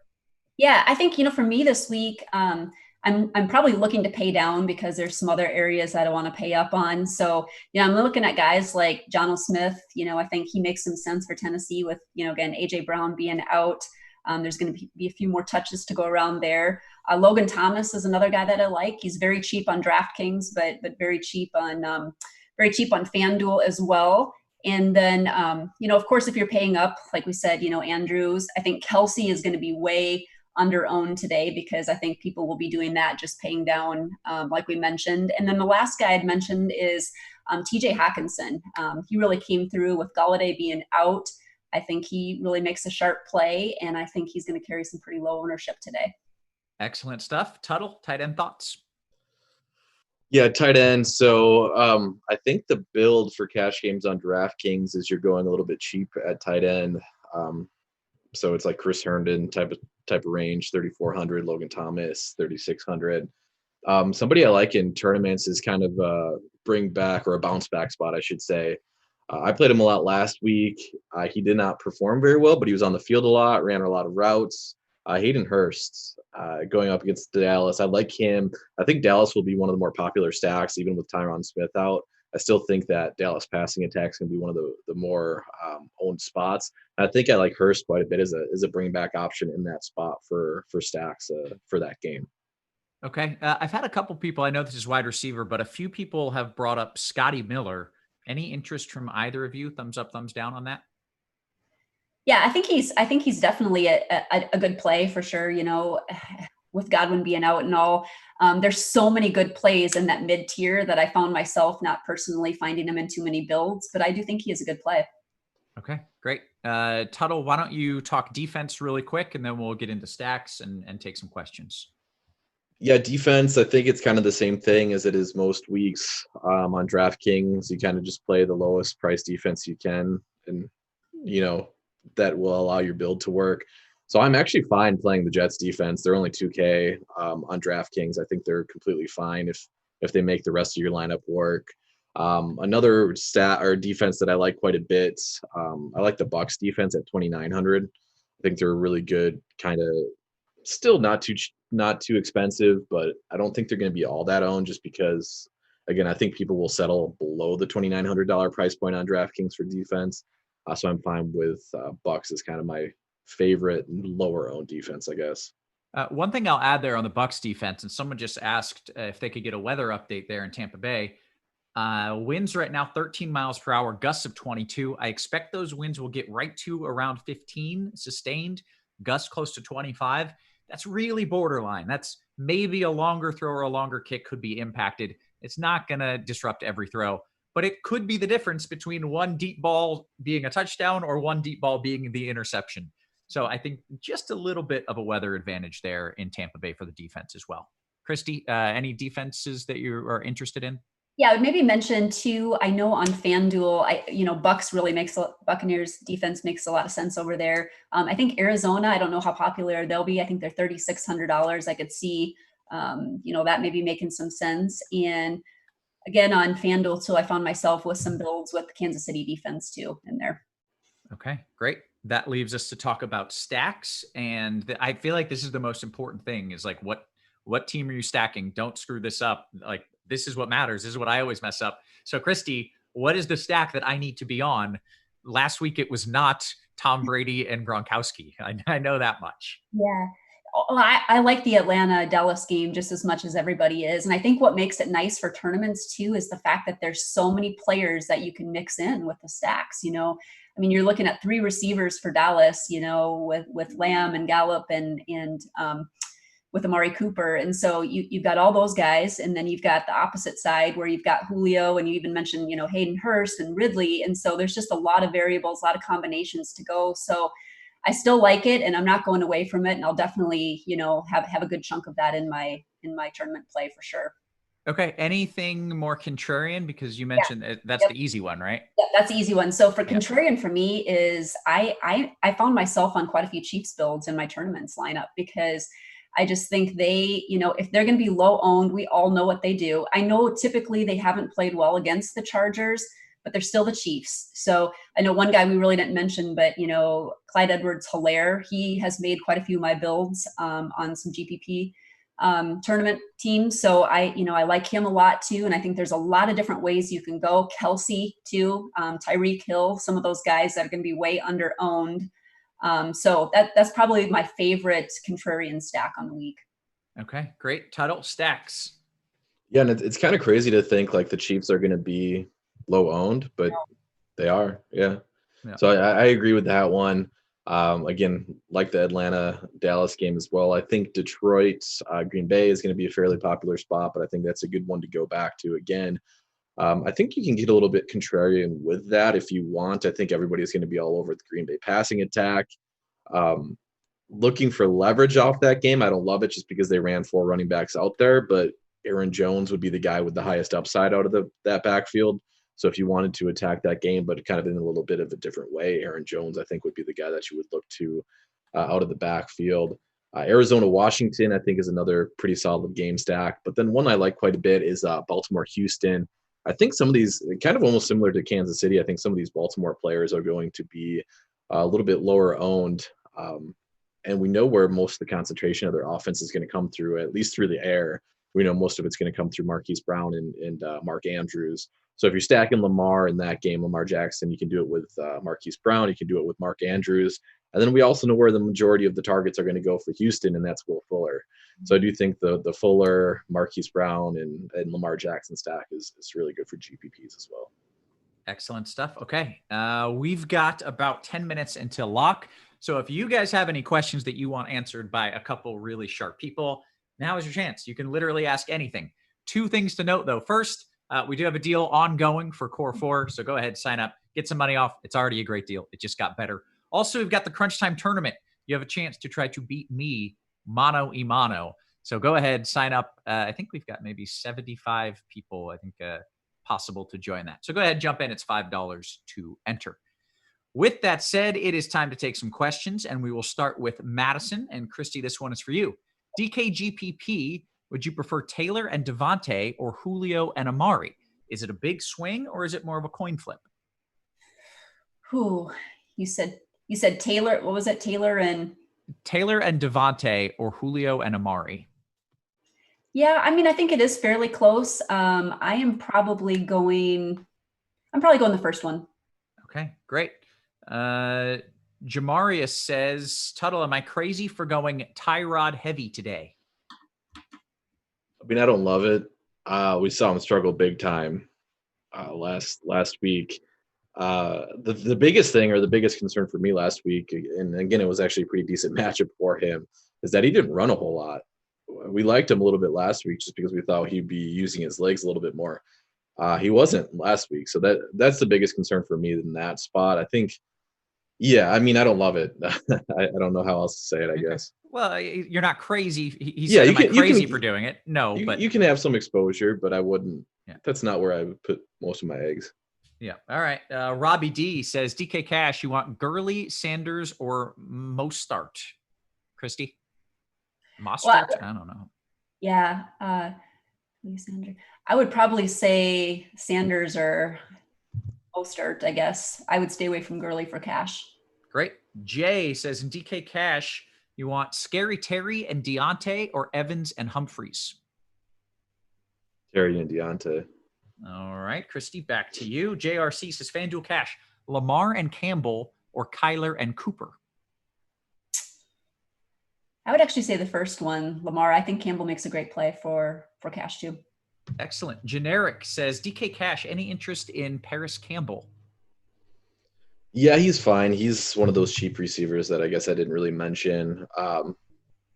He's fine. I would just make sure you're not pairing him with like 3 Colts, because I do think there are builds where you have 3 Colts. I would pick Deontay Johnson over Paris Campbell if you already have like Jonathan Taylor and T.Y. Hilton in your lineup. Gotcha. All right, we'll go to Duff's question. Christy, he says, what are your thoughts on Mo Alley Cox in FanDuel Cash? He didn't really make any of my builds for Cash, but he's definitely in the tournament mix. Okay. And back into the YouTube chat real quick. Ryan says, do you like Ryan or Trubisky? If price is not a concern, I would say Ryan. Okay, great. Megan Tuttle says, Miles Sanders in a FanDuel GPP? Yep. Oh, yeah. All right, FanDuel Cash. Christy Amal says, FanDuel Cash, Lamar and Ridley or Kyler Murray and Devontae? I would probably say, was it paired with Ridley?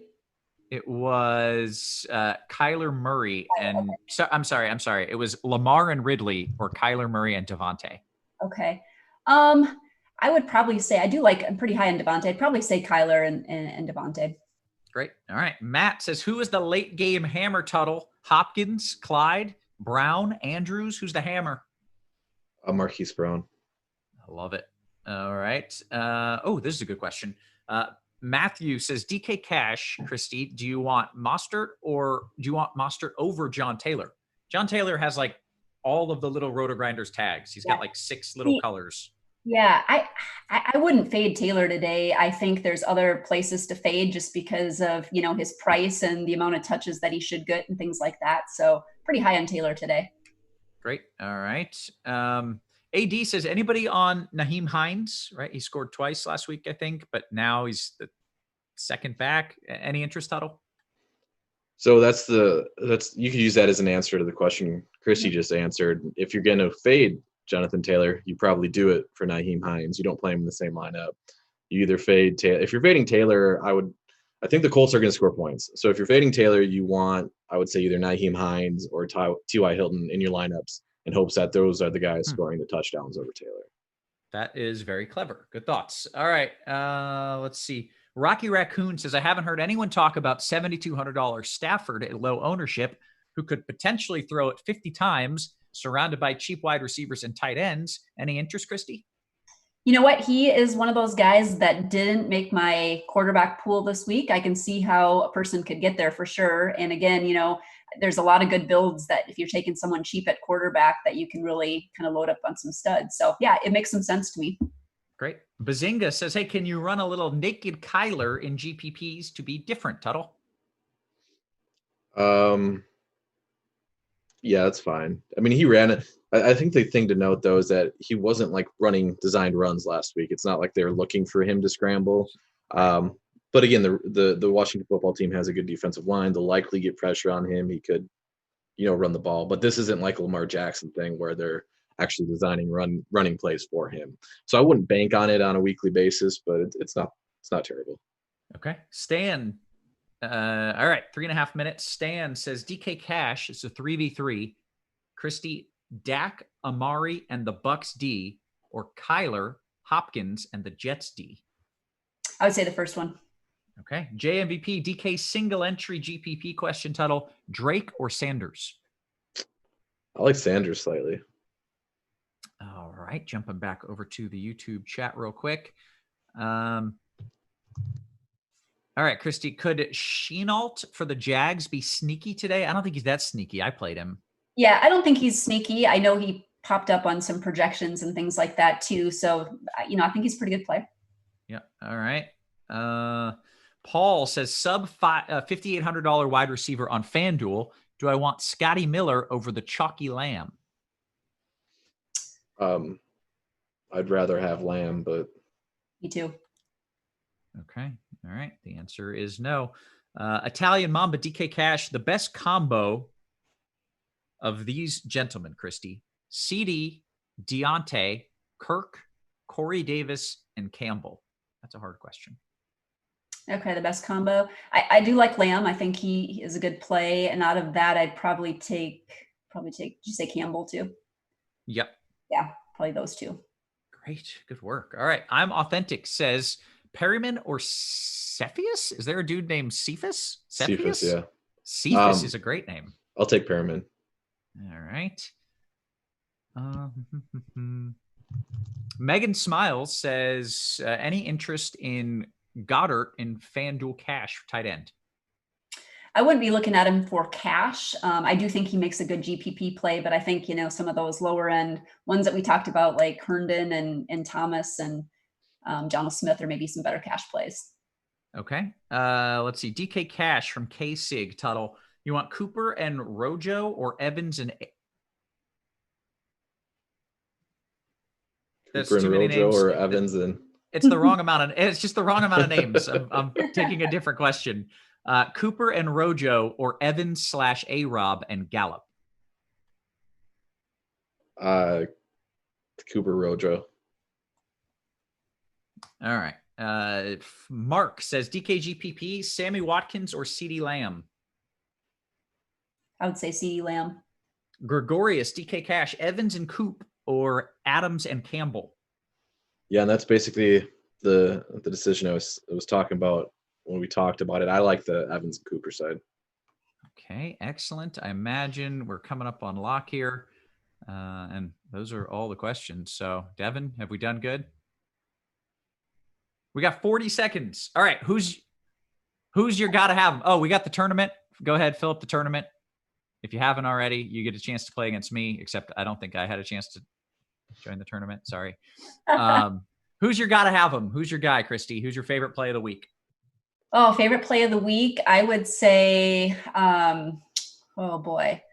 I really like Derrick Henry. I mean, I think he just makes a great play this week. Okay. I love your Kansas City thought this week. I'm mad at myself for not playing Kansas City this week. Tuttle, you got a favorite play of the week? I'll just go off the board with Miles Sanders. I think he's the lone guy that has a really good week. I love it. Good stuff. And that, ladies and gentlemen, is the lock. Excellent work. Tuttle, no pressure, but you need to qualify for a live final. Yeah, I know, right? Today, just to keep it even. Guys, we're still going to take a few questions after lock. We'll hang out here for a couple minutes. If there's late swap questions, or even better, if there are strategy questions, these are the two people to ask those questions to. So go ahead, bring it on. We do have a few questions coming in. I don't know if these are late swap, but Hammer says, any Gibson love, Christy?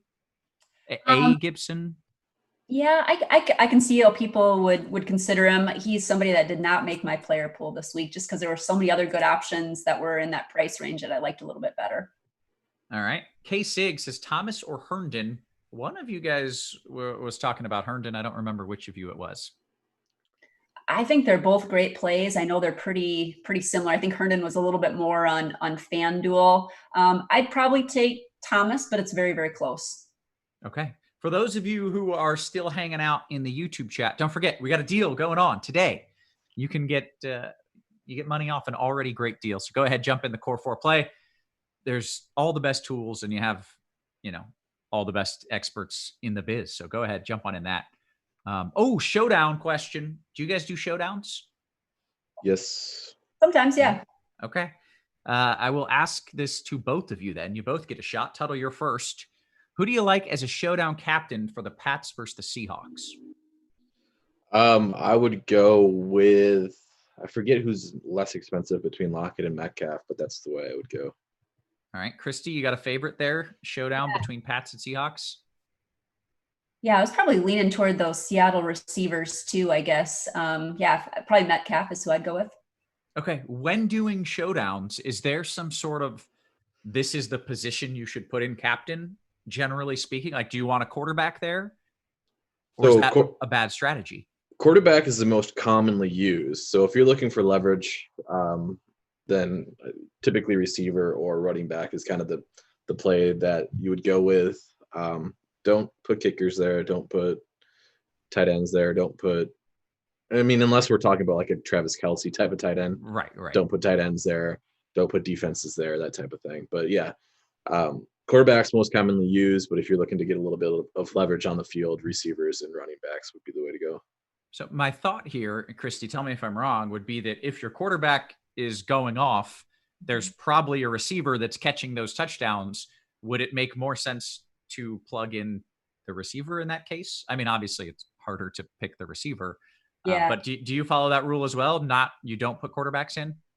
I do. No, I'll put quarterbacks in though too. I'll do a little bit of both, but when you're really trying to win a big tournament, depending on which it is, you want to try to get some leverage, putting in a receiver or running back or something like that can make some sense.